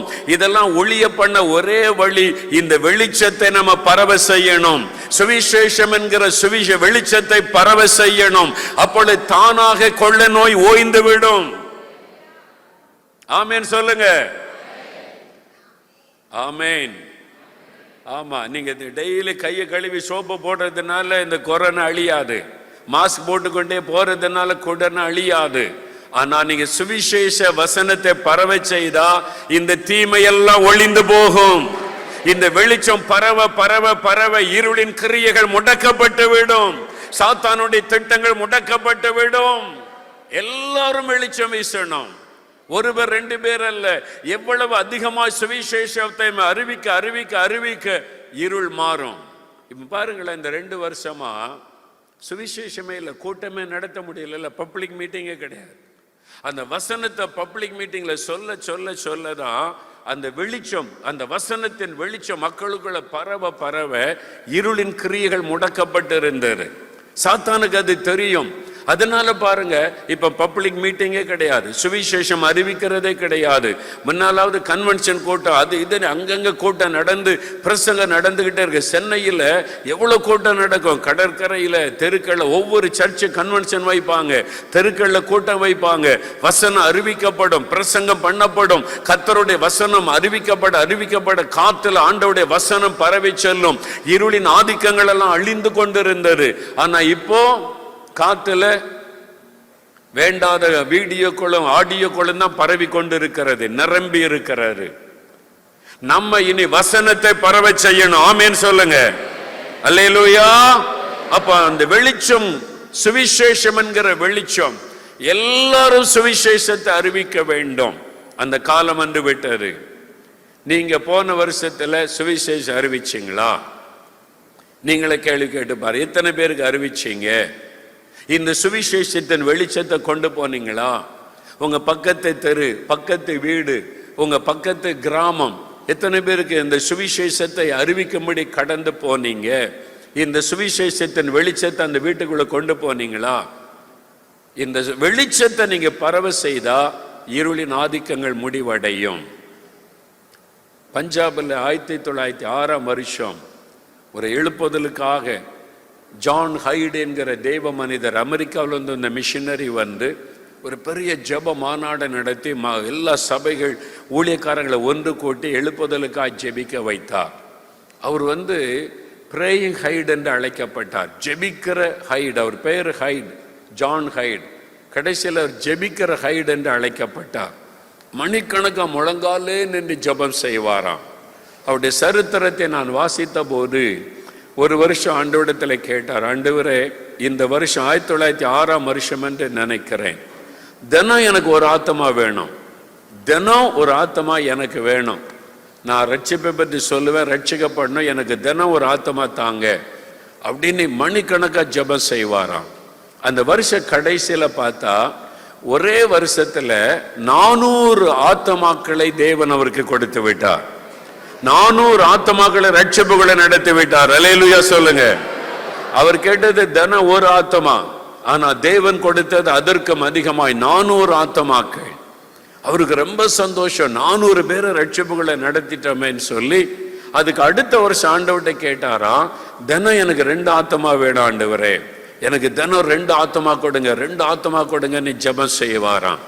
அந்த வருஷத்துல 800க்கும் அதிகமான ஆத்மாக்களை ரட்சிப்புகளை நடத்தி இருக்கிறார் ஒரே வருஷத்துல. அதற்கு தினமும் 5 மணி நேரம் 6 மணி நேரம் முழங்கால் நின்று ஜெபம் செய்வாராம். அவ்வளவு பாரத்தோட கூட அவர் சுவிசேஷத்தை அறிவித்து ரட்சிப்புகளை நடத்தி இருக்கிறார். இந்த 2022ல் ஆண்டவரே எனக்கு வீடு வேணும், வேலை நிரந்தரமாகணும், ஒரு பைக் வாங்கணும், பிள்ளைக்கு திருமணம் நடக்கணும், என் பிள்ளைக்கு இந்த வருஷத்துல குழந்தை செல்வம் தரணும், என்னென்னோ காரியத்துக்கெல்லாம் ஜெபம் பண்ணி இருக்கிறோம். ஆண்டவர்கிட்ட லிஸ்ட் வச்சிருக்கிறோம். நீங்க ஆண்டவர்கிட்ட எத்தனை ஆத்மா எனக்கு வேணும்னு கேட்டிருக்கிறீங்களா? யோசித்து பாருங்க. ஆண்டவரே எனக்கு ஆத்மா கொடுங்க, இந்த வருஷம் நான் ஒரு 5 ஆத்மாவாவது ரட்சிப்புகளை நடத்தணும், ஒரு 10 ஆத்மாவையாவது ரட்சிப்புகளை நடத்தணும் அப்படின்னு ஆண்டவர்கிட்ட கேட்டீங்களா? வீடு கேட்டா தர்றாரு, பைக்கு கேட்டா ஆண்டவர் தர்றாரு, என் கல்யாணத்துக்கு பொண்ணு மாப்பிள்ளை கூட ஆண்டவர் தந்துடுறாரு, கற்பத்தின் கனி கேட்டா தந்துடுறாரு, குழந்தையே பிறக்காதுன்றவங்களுக்கு கூட தந்துடுறாரு. இதெல்லாம் தருகிற ஆண்டவர் ஒரு ஆத்மா தாங்கன்னு கேட்டா தருவார தரமாட்டாரா? அவர் சிலுவையில ரத்தம் சிந்தினதே ஆத்மாக்களுக்காக. அந்த எனக்கு ஒரு ஆத்மா தாங்கன்னு கேட்டா தருவார்னு உங்களுக்கு தெரியுதல்ல, பிற ஏன் கேட்கல? அது எவ்வளவு முக்கியமான ஒரு காரியம். அவர் சிலுவையில ரத்தம் சிந்தினது, சிலுவை சுமந்ததெல்லாம் ஆத்மாக்கள் ரட்சிக்கப்படுவதற்காக. எனக்கு ஒரு ஆத்மா கொடுங்க, இந்த பக்கத்து வீடு ஆத்மாக்களை நான் சர்ச்சுக்கு கூட்டிக்கிட்டு போகணும், எங்க தெருவில் இருக்கிற இத்தனை குடும்பத்தை நான் ஆலயத்துக்கு அழைத்து கொண்டு போகணும், எனக்கு இந்த ஆத்மாக்களை தாங்க ஆண்டவரே என்று ஏன் நீங்கள் கேட்கவில்லை? வேலை கேட்கறீங்க, ப்ரொமோஷன் கேட்கறீங்க, ஆண்டவர் கேட்டான் தந்துட்டாரு, ப்ரொமோஷன் தந்துட்டாரு, வேலையை நிரந்தரமாக்கிட்டாரு, ஆண்டவர்கிட்ட நான் அந்த சம்பள உயர்வு கேட்டு ஆண்டவர் தந்துட்டார், இதெல்லாம் சாட்சி சொல்லுகிறீர்களே. எனக்கு பக்கத்து வீட்டில் இருக்கிற ஆத்மா வேணும், இந்த பக்தி உள்ள குடும்பம் எனக்கு வேணும், எங்க தெருவில் இருக்கிற இத்தனை குடும்பங்களும் எனக்கு வேணும், நான் உங்களை ஆலயத்துக்கு கொண்டு போகணும், பரலோகத்திற்கு அவங்களை அழைச்சிட்டு வரணும், இந்த ஆத்மாக்களை தாரும் ஆண்டவர் என்று ஏன் நீங்கள் ஜெபிக்கவில்லை? ஏன் கேட்கவில்லை? கேட்டால் தருவார் என்று உங்களுக்கு தெரிகிறது, ஏன் கேட்கவில்லை? இந்த வருஷம் நம்ம மாறணும். ஆத்மா தாங்க ஆண்டவரே, மற்றதெல்லாம் தன்னால வரும். நான் இயேசு பற்றி உங்களுக்கு சொல்லணும், சுவிசேஷத்தை சொல்லணும். ஒரு வாலிப தம்பி சாட்சி சொல்ல வந்தான். அந்த தம்பி காலேஜில் படிக்கிற தம்பி. அவன் சொன்ன சாட்சி பாருங்க. சைக்கிள் இல்லை அவனுக்கு. அவங்க அப்பாட்ட போய் கேட்டான், அப்பா காலேஜில் சேர்ந்துட்டேன், எனக்கு ஒரு சைக்கிள் வாங்கி கொடுங்க. அப்பா சொன்னார், ஏசுகிட்ட போய் ஏசப்பாட்ட போய் கேளுப்பான்ட்டார். நல்ல தகவல். ஏசப்பாட்ட கேட்டேன், ஆண்டவரே எனக்கு சைக்கிள் கொடுங்க, சைக்கிள் கொடுங்க, நான் எனக்கு ஒரு சைக்கிள் இந்த காலேஜுக்கெல்லாம் போக வசதியாக இருக்குமே அப்படின்னு சொல்லி. அப்போ ஆண்டவர் கேட்டார், சைக்கிள் கொடுத்தேன் எனக்கு என்ன பண்ணுவேன் அப்படின்னு. அப்ப சொன்னா, நான் தினம் ஒரு ஆளுக்கு சுவிசேஷம் சொல்றேன் ஆண்டவரே, தினம் நான் காலேஜில் படிக்கிறான் பையன், நான் தினம் ஒருத்தருக்காவது இயேசுவை பற்றி சொல்லுவேன், சுவிசேஷம் சொல்லுவேன், எனக்கு ஒரு சைக்கிள் கொடுங்கன்ன உடனே ஆண்டவருக்கு ரொம்ப குஷி ஆயிட்டார். இதுக்கு தானே நான் ரத்த சிந்தி மறித்தேன், அதை கேட்குறான், அதை செய்வேன்னு சொல்றானே. உடனே ஆண்டவர் பார்த்தார், சாங்ஷன் போ, சைக்கிள் கொடுத்துட்டார் ஆண்டவர். அவன் சொல்றான், இப்ப தினம் ஒரு ஆளுக்கு நான் சுவிசேஷம் சொல்றேன், எனக்கு ஆண்டவர் சைக்கிள் தந்துட்டார். இன்னைக்கு அப்படிப்பட்ட சாட்சி எழும்பி விட்டார். ஒரு குடும்பத்தார் பார்த்து அவங்க சொல்கிறாங்க, நீங்கள் சொன்னீங்கல்ல கல்யாண வீட்டுக்கு போனால் குடும்பமாக போகிறீங்க, ஷாப்பிங் போனால் குடும்பமாக போகிறீங்க, ஒரு பர்த்டே பார்ட்டிக்கு போனால் பிள்ளைகளெல்லாம் கூட்டிகிட்டு குடும்பமாக போகிறீங்க, சுவிசேஷம் அறிவிக்க யோசிங்க. சுவிசேஷம் அறிவிக்க ஒன்று கணவரை நீங்கள் போயிட்டு வாங்கன்றீங்க, அல்லது புருஷன் சொல்கிறார் நீ போயிட்டு வான்றாரு. பிள்ளைகள் வேண்டாம், வீட்டில் இருக்கட்டும். எல்லாத்துக்கும் பிள்ளைகளை கூட்டிட்டு போறீங்க, கையில கூட்டிட்டு போறீங்க. சுவிசேஷம் அறிவிக்க குடும்பமா போங்க. வாரத்தில் ஒரு நாள் குடும்பமா 2 மணி நேரம் போய் சுவிசேஷம் அறிவிச்சுட்டு டிராக்ஸ் கொடுத்துட்டு வாங்கன்னு ஒரு குடும்பத்தார் இப்பதான் ரட்சிக்கப்பட்டிருக்காங்க. இந்த கொரோனா காலத்தில் ரட்சிக்கப்பட்ட குடும்பம் அவங்க சொல்றாங்க, பிரதர் நீங்க சொன்னதுனால எங்க பிள்ளைகள் எல்லாம் கூட்டிக்கிட்டு நானும் என் கணவர் பிள்ளைகள் நாங்க குடும்பமா போய் டிராக்ஸ் கொடுத்து சுவிசேஷம் அறிவித்து கொண்டு வருகிறோம். நீங்க தெருவில் இறங்காம வெளிச்சம் எப்படி பரவும், சென்னை பட்டணத்தின் இருள் எப்படி மாறும், எப்படி இந்த எழுப்புதலின் வல்லமை பரவும்.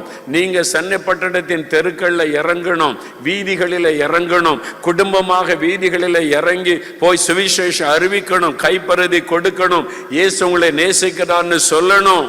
அப்பதான் இருளில் ஆதிக்கத்திலிருந்து நம்ம வெற்றி பெற முடியும், விடுதலை பெற முடியும். யோசித்து பாருங்க, எத்தனை பேர் செய்ய போறீங்க? எத்தனை பேர் குடும்பமா தெருவில் இறங்க போறீங்க?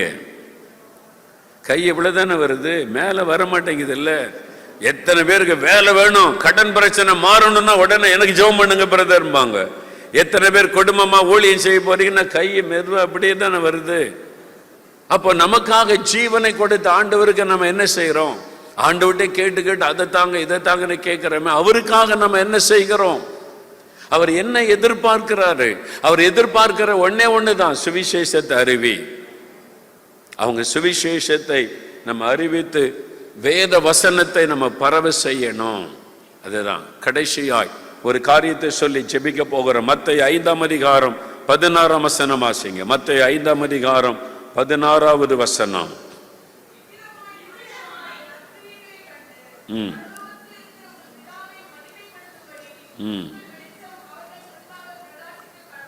மனுஷர் உங்கள் நற்கிரியைகளை கண்டு, உங்களுடைய நற்செயல்களை கண்டு, நற்கிரியைகளை கண்டு பரலோகத்தின் தேவனாகிய கர்த்தரை மகிமைப்படுத்தும்படி, பிதாவை மகிமைப்படுத்தும்படி உங்களுடைய வெளிச்சம் அவர்கள் முன்பாக பிரகாசிக்க கடவது.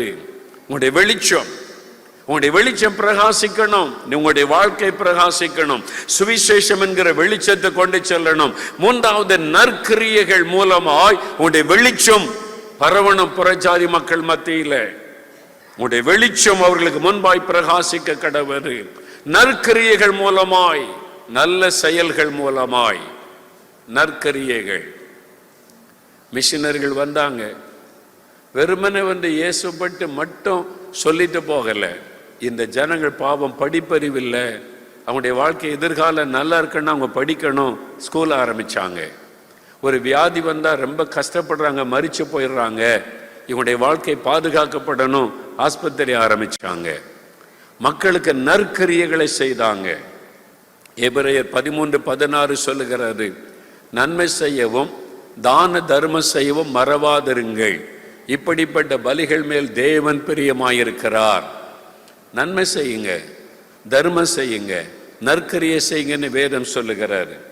அப்போஸ்தலர் 9ஆம் அதிகாரம் 36ஆம் வசனத்தில் ஆதி திருச்சபையில் எழுப்புதல் பரவி கொண்டிருந்த சமயம் யோப்பா பட்டணத்தில் எழுப்புதலுக்கு காரணமாயிருந்த ஒரு பெண், அவங்களை குறித்து வேதத்தில் எழுதப்பட்டிருக்கிறது பாருங்க.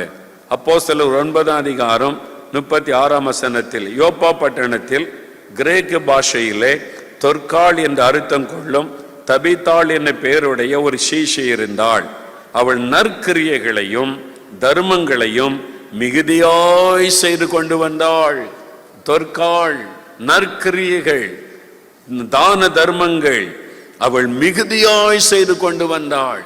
அதனால தான் அவள் மரித்த போது விதவைகள்லாம் வந்து அழுகிறாங்க பேதர்கிட்ட, இவங்க எவ்வளவு எங்களுக்கு உதவி செய்திருக்கிறாங்க, இவங்களால தான் நாங்கள் இயேசுவை அறிந்து கொண்டோம், இவங்க எவ்வளவு நல்ல காரியங்களை எங்களுக்கு செய்திருக்கிறாங்க, அவங்க இன்னும் கொஞ்ச நாள் உயிரோடு இருந்த ஆண்டவருடைய நாம மகிமைப்படுமே, இன்னும் நிறைய பேருக்கு நன்மை செய்வாங்களே நீ அழுததுனாலதான் பேதுருக்குள்ள அவங்களுக்காக ஜெபிக்கணும் என்கிற பாரம் உண்டானது. இவங்க தேவனுடைய ராஜ்யத்திற்கு பிரயோஜனமானவர்கள், இவங்க தேவ சித்தத்தை நிறைவேற்றுகிறவர்கள், தேவனுடைய ராஜ்யத்தை கட்டி கொண்டிருக்கிற ஒரு பெண் இந்த தொற்காள், ஆண்டவருடைய விருப்பத்தை நிறைவேற்றி கொண்டிருக்கிற தொற்காள். இவங்க உயிரோடு இருந்தால் இன்னும் இயேசுவின் நாமம் மகிமைப்படும், ஆண்டவருடைய வெளிச்சம் இந்த பட்டணத்திலே பரவும். ஆகவே அவர்கள் உயிரோடு எழும்ப வேண்டும் என்ற ஒரு பாரம் பேதுருவுக்குள்ளே வந்தது. ஆகவேதான் அவர் ஆண்டவரோடு பேசுகிறார், ஆண்டவரோடு பேசி தபித்தாளை எழும்பும்படி செய்கிறார். நம்ம நற்கிரியைகள் எவ்வளவு பேருக்கு, எத்தனை பேருக்கு நன்மை செய்திருக்கிறீங்க? ஒவ்வொரு கிறிஸ்தவர்களும் கவனிங்க, சம்பளத்தில் ஒரு தசமபாகம் சர்ச்சை கொடுக்கணும், ஒரு தசமபாகம் கர்த்தருக்கு ஒரு இது சர்ச்சை கொடுக்கணும் சபை ஊழியங்களுக்கு, இன்னொரு தசமபாகம் ஏழைகளுக்கு, பாதிக்கப்பட்ட மக்களுக்கு.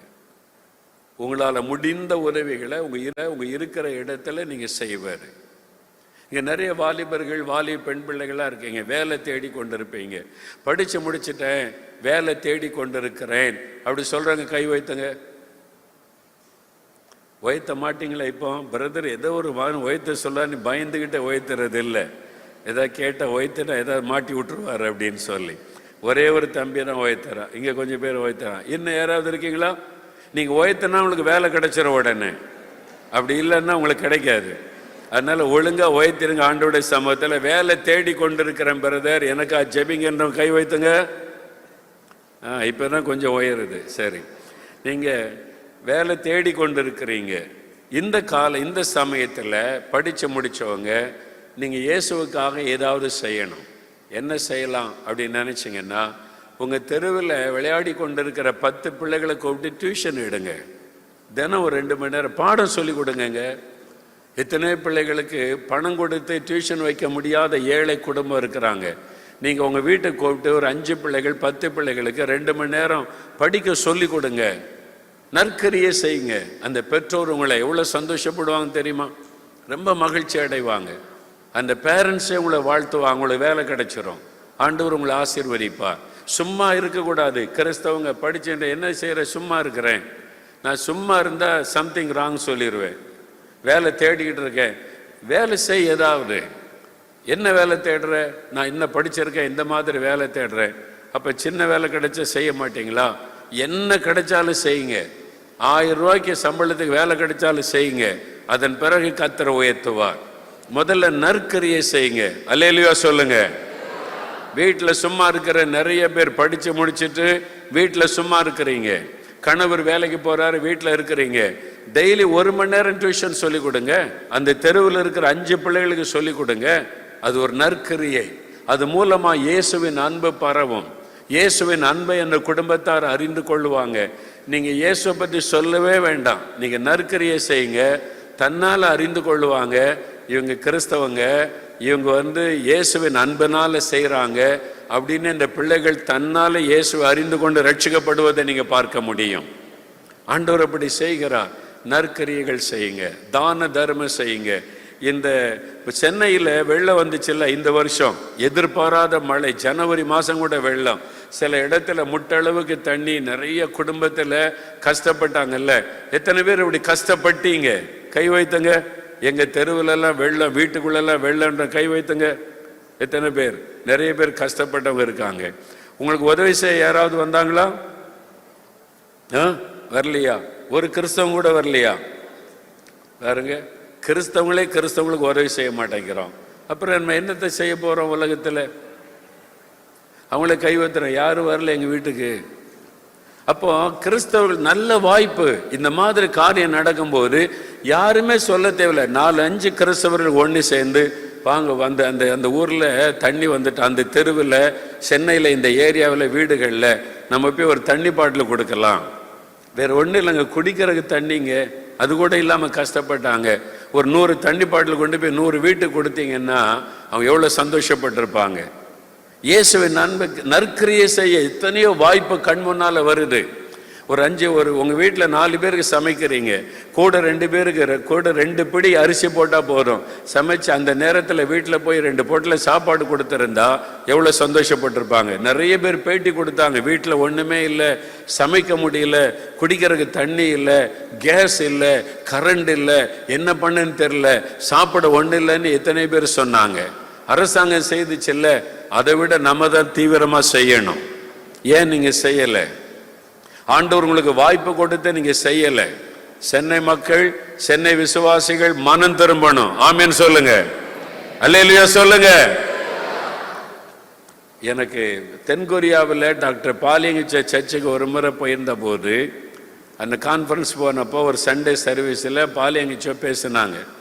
அப்போ தென்கொரியாவில் ஒரு பகுதியில் வெள்ளம் வந்து நிறைய வீடுகள்லாம் பாதிக்கப்பட்டு போச்சு.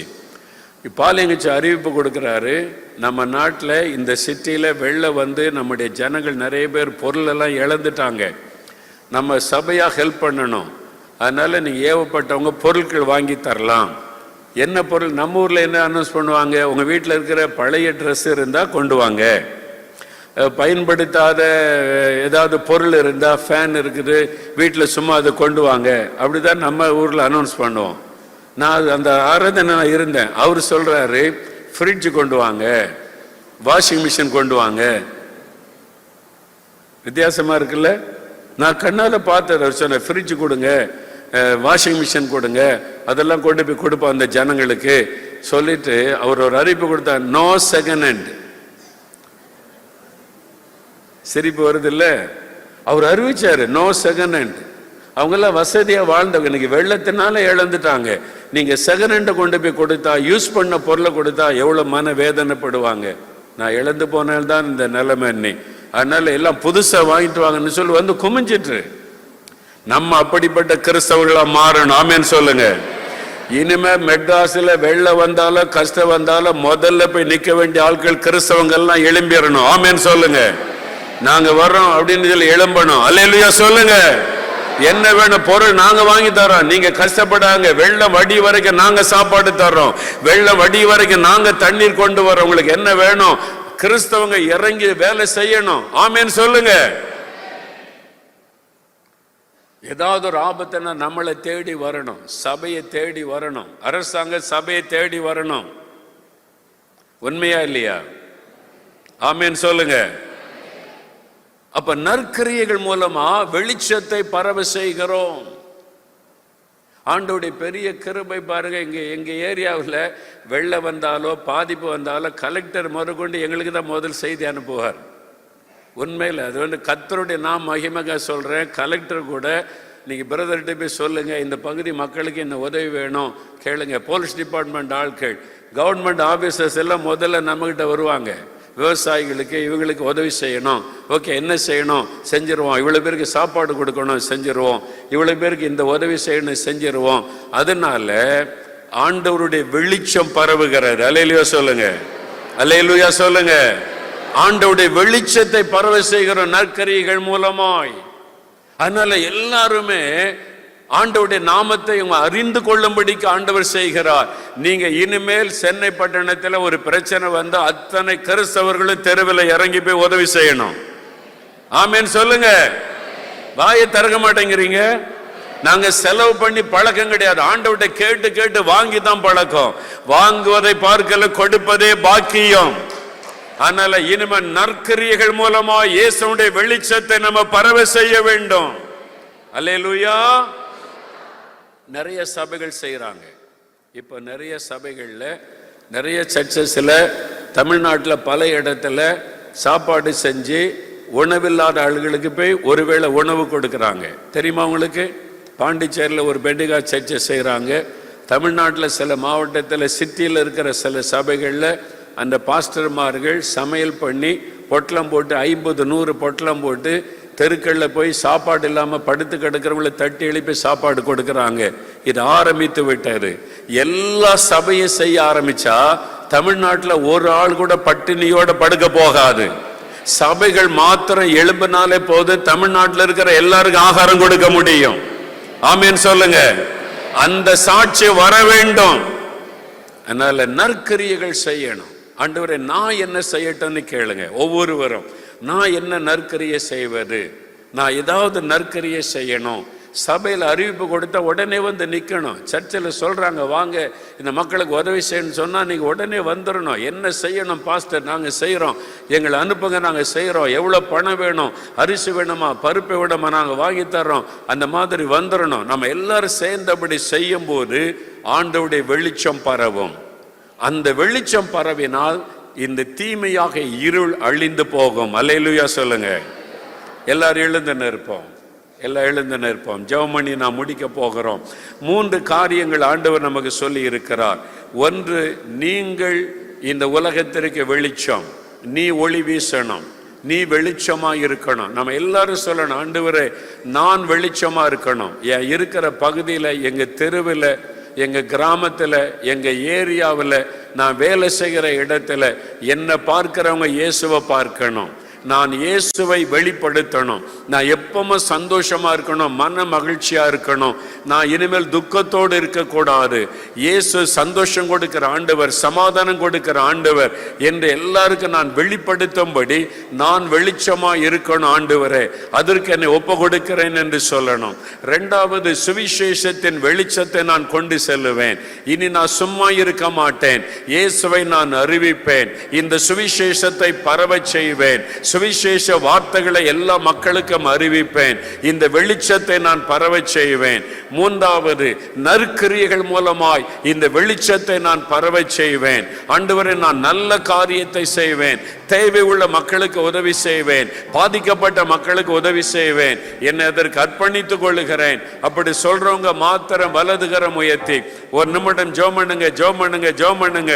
எல்லாம் வாய் திறந்து அப்படியே ஜெபம் பண்ணுங்க. ஆண்டவரே என்னை நான் ஒப்பு கொடுக்கிறேன், வெளிச்சம் கொடுப்பதற்காக என்னை ஒப்பு கொடுக்கிறேன், வெளிச்சத்தை பரவ செய்வதற்காக என்னை ஒப்பு கொடுக்கிறேன். இருளின் ஆதிக்கங்களுக்கு முடிவு உண்டாகணும், இருளின் வல்லமைகள் அழிக்கப்படணும், இருளின் சக்திகள் அழிக்கப்படணும்.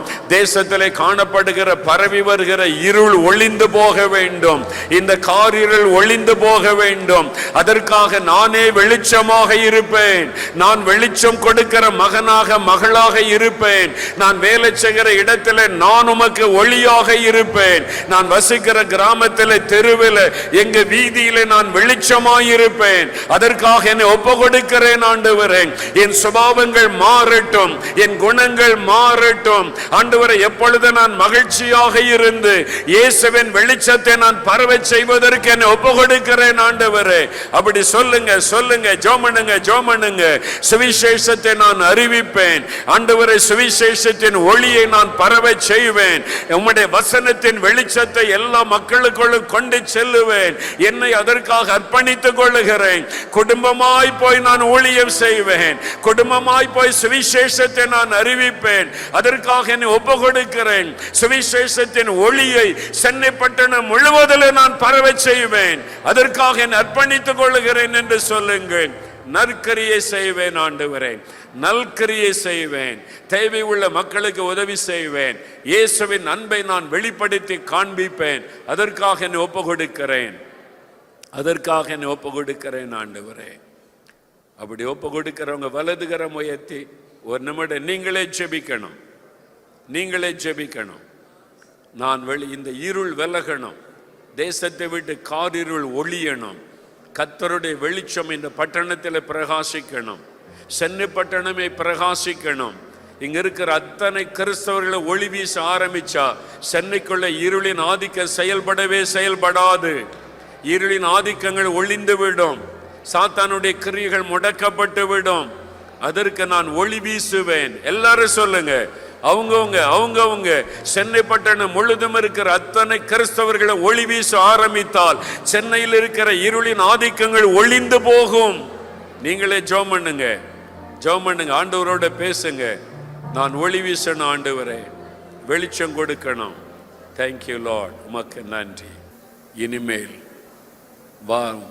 வாரத்தில் ஒரு நாள் அல்லது மாதத்தில் ஒரு நாள் குடும்பமாய் நாங்கள் ஃபேமிலியாக என் பிள்ளைகளோட, என் கணவர், என் மனைவி, பிள்ளைகளோட ரட்சிக்கப்பட்ட நாங்கள் குடும்பமாக போய் ஒரு மணி நேரம் அல்ல 2 மணி நேரம் சுவிசேஷத்தை நான் அறிவிப்பேன். கைப்பிரதி கொடுக்கிறதின் மூலம். எனக்கு பேச தெரியாது, ஒரு டிராக்ஸ் கொண்டு போய் கொடுப்பேன். ஒரு வசனத்தை எழுதி வைத்து போர்டில் வைத்து கொண்டு ரோட்டில் நிற்பேன். வசனத்தை போர்டில் எழுதி வச்சு ரோட்டில் நிற்பேன். நான் இந்த வசனத்தை மக்கள் வாசிக்கட்டும்னு சொல்லி, ஆண்டவரே நான் ஊழியம் செய்வேன் குடும்பமாக. எத்தனை பேர் ஒப்பு கொடுக்குறீங்க? அப்படிப்பட்ட வல்லதுகரம் வைத்துங்க. எத்தனை பேர் ஒப்பு கொடுக்குறீங்க? இன்னைக்கு ஒரு தீர்மானம், ஆண்டவரே நாங்கள் இனி குடும்பமாக சுவிசேஷத்தை அறிவிப்போம், இயேசுவை மற்றவர்களுக்கு சொல்லுவோம். கைப்பிரதி கொடுக்கிறதின் மூலமாய், ஒரு வசன போர்டு வைத்து கொண்டு வசனத்தை சொல்லுவதன் மூலமாய், ஒரு தெருவில் போய் இயேசுடைய சுவிசேஷத்தை அறிவிப்பதின் மூலம் ஆண்டவர் உங்களை பார்த்து சந்தோஷப்படுகிறார். என்னால் அதுதான் அவருடைய விருப்பம். எல்லாரும் சுவிசேஷத்தை அறிவிக்கணும். இனி சென்னை பட்டணத்தில் இருளின் ஆதிக்கம் ஒழிய போகிறது, இருளின் கிரியைகள் அழிக்கப்பட போகிறது. சுவிசேஷத்தின் ஒளி பட்டணத்தையே மறுரூபப்படுத்த போகிறது. இயேசுவின் வெளிச்சம், சுவிசேஷத்தின் வெளிச்சம் சென்னை பட்டணத்தை மறுரூபப்படுத்த போகிறது. இந்த எழுப்புதல் அக்கினி பரவ போகிறது உங்கள் மூலமாக. அப்படியே கரமுயத்தின் ஆண்டவருடைய பிள்ளைகள் ஆண்டவரை ஸ்தோத்தரித்து ஜெபம் பண்ணுங்க. தகப்பனே, இத்தனை பேர் கரமுயத்தை சுவிசேஷத்தின் ஒளியை பரவ செய்வதற்கு அர்ப்பணித்திருக்கிறாங்கப்பா. இப்பொழுது யார் என் காரியமாய் போவார்கள்? யார் என் காரியமாய் போவார்கள்? யார் என் வார்த்தைகளை சுமந்து போவார்கள்? யார் சுவிசேஷத்தை அறிவிப்பார்கள் என்று ஏக்கத்தோடு இருக்கிற தேவனே, இத்தனை பேர் தங்களை அர்ப்பணித்திருக்கிறார்கள். இவர்களை ஆவியானவர் பலப்படுத்துவீராக, இவர்களை வல்லமைப்படுத்துவீராக, இவர்களை பயன்படுத்துவீராக. இவர்கள் மூலமாய் வெளிச்சம் பரவுவதாக. இவர்கள் மூலமாய் சுவிசேஷத்தின் வெளிச்சம் சென்னை பட்டணம் முழுவதிலும் பரவுவதாக. இருள் விலகுவதாக, இருள் விலகுவதாக. இந்த வெளிச்சம் பரவட்டும். உம்முடைய பிள்ளைகளை வல்லமைப்படுத்தி பயன்படுத்தும். அதற்காக ஒப்பு கொடுத்து நாங்கள் செபிக்கிறோம். கர்த்தர் ஜெபத்தை கேட்டதற்காக உமக்கு ஸ்தோத்திரம், உமக்கு ஸ்தோத்திரம், உமக்கு ஸ்தோத்திரம். கடைசியா ஒரு காரியத்திற்கு ஜெபிக்கும்படி ஆவியானவர் ஏவுகிறார். இவங்க ஒளி வீச கூடாதபடி, எழுந்து பிரகாசிக்க கூடாதபடி சாத்தான் சிலருடைய வாழ்க்கையிலே சில அடிமைத்தனத்தை கொண்டு வந்து முடக்கி வைத்திருக்கிறான். அதற்காக ஜெபம் பண்ணி என்று ஆவியானவர் சொல்லுகிறார். ஒன்று பயம், சிலருக்குள்ள காரணமில்லாத பயம், சிலருக்குள்ள மரண பயம். இதனால ஜெபிக்க முடியல, சந்தோஷமா இருக்க முடியல, எப்பொழுதும் ஒரு பயம். அந்த பயத்தின் ஆவி சிலரை அடிமைப்படுத்தி நீங்கள் பிரகாசிக்க முடியாதபடி அது உங்களை கீழே இழுத்து கொண்டே இருக்கிறாரு. இன்னொரு சிலருக்கு சோர்வு, சோர்பின் ஆவி. ஜோமணி பார்த்துட்ட ஒன்று நடக்கல. சோர்வு என்கிற ஆயுதத்தை சாத்தான் பயன்படுத்தி சிலரை முடக்கி வைத்திருக்கிறான். ஆண்டவர் இன்றைக்கு அதில் விடுதலை கொடுக்க போகிறார். சிலருடைய கவனிங்க, சிலருக்கு பலவீனத்தின் ஆவி உங்களுடைய சரீரத்தை தாக்கி நீங்க ஜெபிக்க முடியாதபடி, முழங்கால் படியிட முடியாதபடி உங்களுடைய சரீரத்தை பலவீனப்படுத்தி உங்களை முடக்கி வைத்திருக்கிறான். இன்றைக்கு அந்த கட்டுகள் அறுக்கப்பட போகிறது. ஆண்டவர் அதில் விடுதலை தர போகிறார். ஆவியானவர் சொல்லுகிறார், இன்னும் சிலருக்கு லௌகீக கவலை பாரமாய் உங்களை அழுத்துகிறாரு. கடன் பிரச்சனை, பிள்ளைகளுடைய படிப்பின் காரியம், பண தேவைகள், லௌகீக கவலைகள், அது பாரம் உங்களை அப்படியே இழுக்கிறது. நீங்க எழும்பி பிரகாசிக்க முடியாதபடி அந்த கவலைகள், எப்படித்தாலும் கவலை கவலை கவலை. இதுக்கு என்ன பண்ண, அதுக்கு என்ன பண்ண, இதுக்கு என்ன செய்யறது, கடன்காரங்க, இந்த மாதிரி கவலை. ஆண்டவர் சொல்லுகிறார், என் பிள்ளைகள் ஒளி வீச கூடாதபடி முடக்கி வைத்திருக்கிற சாத்தானுடைய இந்த கட்டுகள் இன்றைக்கு அறுக்கப்பட வேண்டும். பயங்கள் விலக வேண்டும், சோர்வு விலக வேண்டும், பலவீனத்தின் கட்டுகள் அறுக்கப்பட வேண்டும். இந்த லௌகீக கவலைகள் எல்லாம் மாற வேண்டும். இன்று முதல் அவருடைய ஆவிக்குரிய வாழ்க்கை மாற வேண்டும். அதற்கு தான் ஆண்டவர் நம்மத்தில் இன்னைக்கு பலமாய் தம் ஆவியை ஊற்ற போகிறார். இது ஒரு விடுதலையின் நேரம். இது நீங்கள் விடுதலை பெற்றுக் கொள்ளுகிற நேரம். நீங்கள் எழுந்து பிரகாசிக்க கூடாதபடி உங்களை முடக்கி வைத்திருக்கிற சாத்தானுடைய கட்டுகள் அறுக்கப்படுகிற ஒரு நேரம். பயத்தின் ஆவி விலக போகிறது, பலவீனப்படுத்துகிற ஆவி விலக போகிறது, சோர்வின் ஆவிகள் விலக போகிறது. இந்த கவலையை கொண்டு வந்து முடக்கி இருக்கிற சாத்தானுடைய கிரியைகள் இன்றைக்கு அழிக்கப்பட போகிறது. ஆண்டவருடைய வல்லமை இறங்கி கொண்டிருக்கிறது.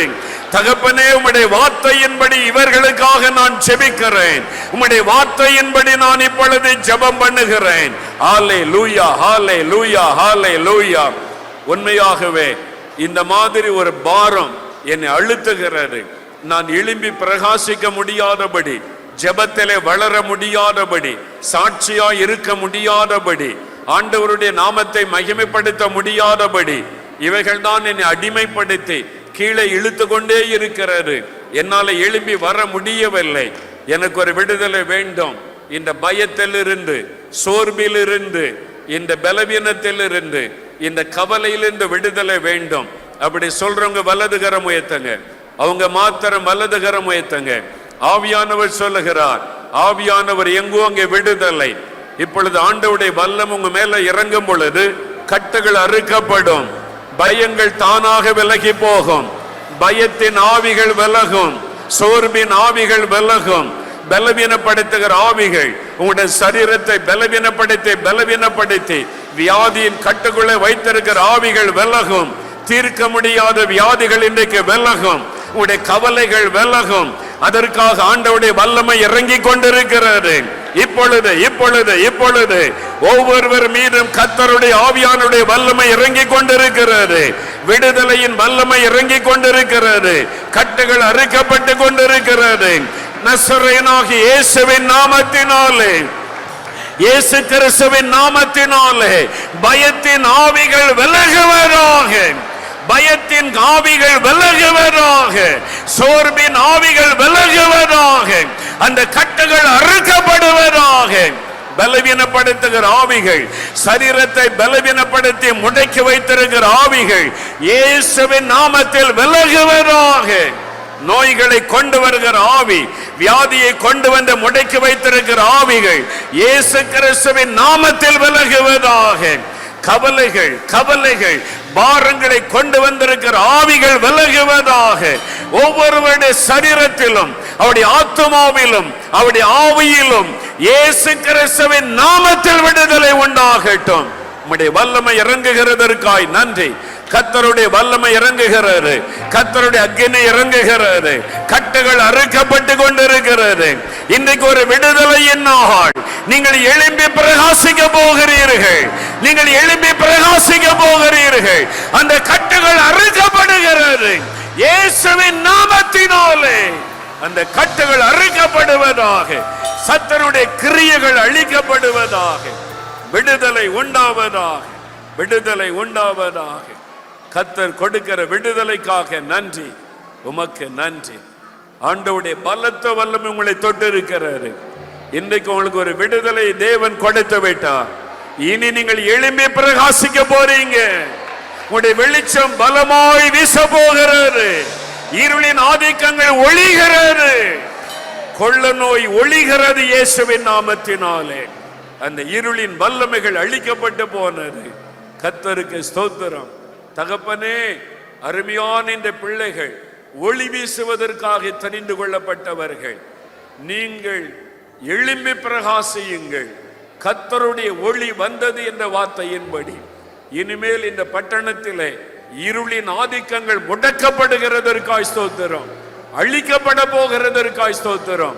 உம்முடைய பிள்ளைகள் எழுந்து பிரகாசிக்க போகிறதற்காய் ஸ்தோத்திரம். தடைகளை எல்லாம் கர்த்தர் உடைத்து போட்டு அன்பிற்காக ஸ்தோத்திரம், ஸ்தோத்திரம், ஸ்தோத்திரம். உமக்கே மகிமை செலுத்துகிறோம். இயேசு கிறிஸ்துவின் நாமத்தில் ஜெபிக்கிறோம் பிதாவே. ஆமென், ஆமென்.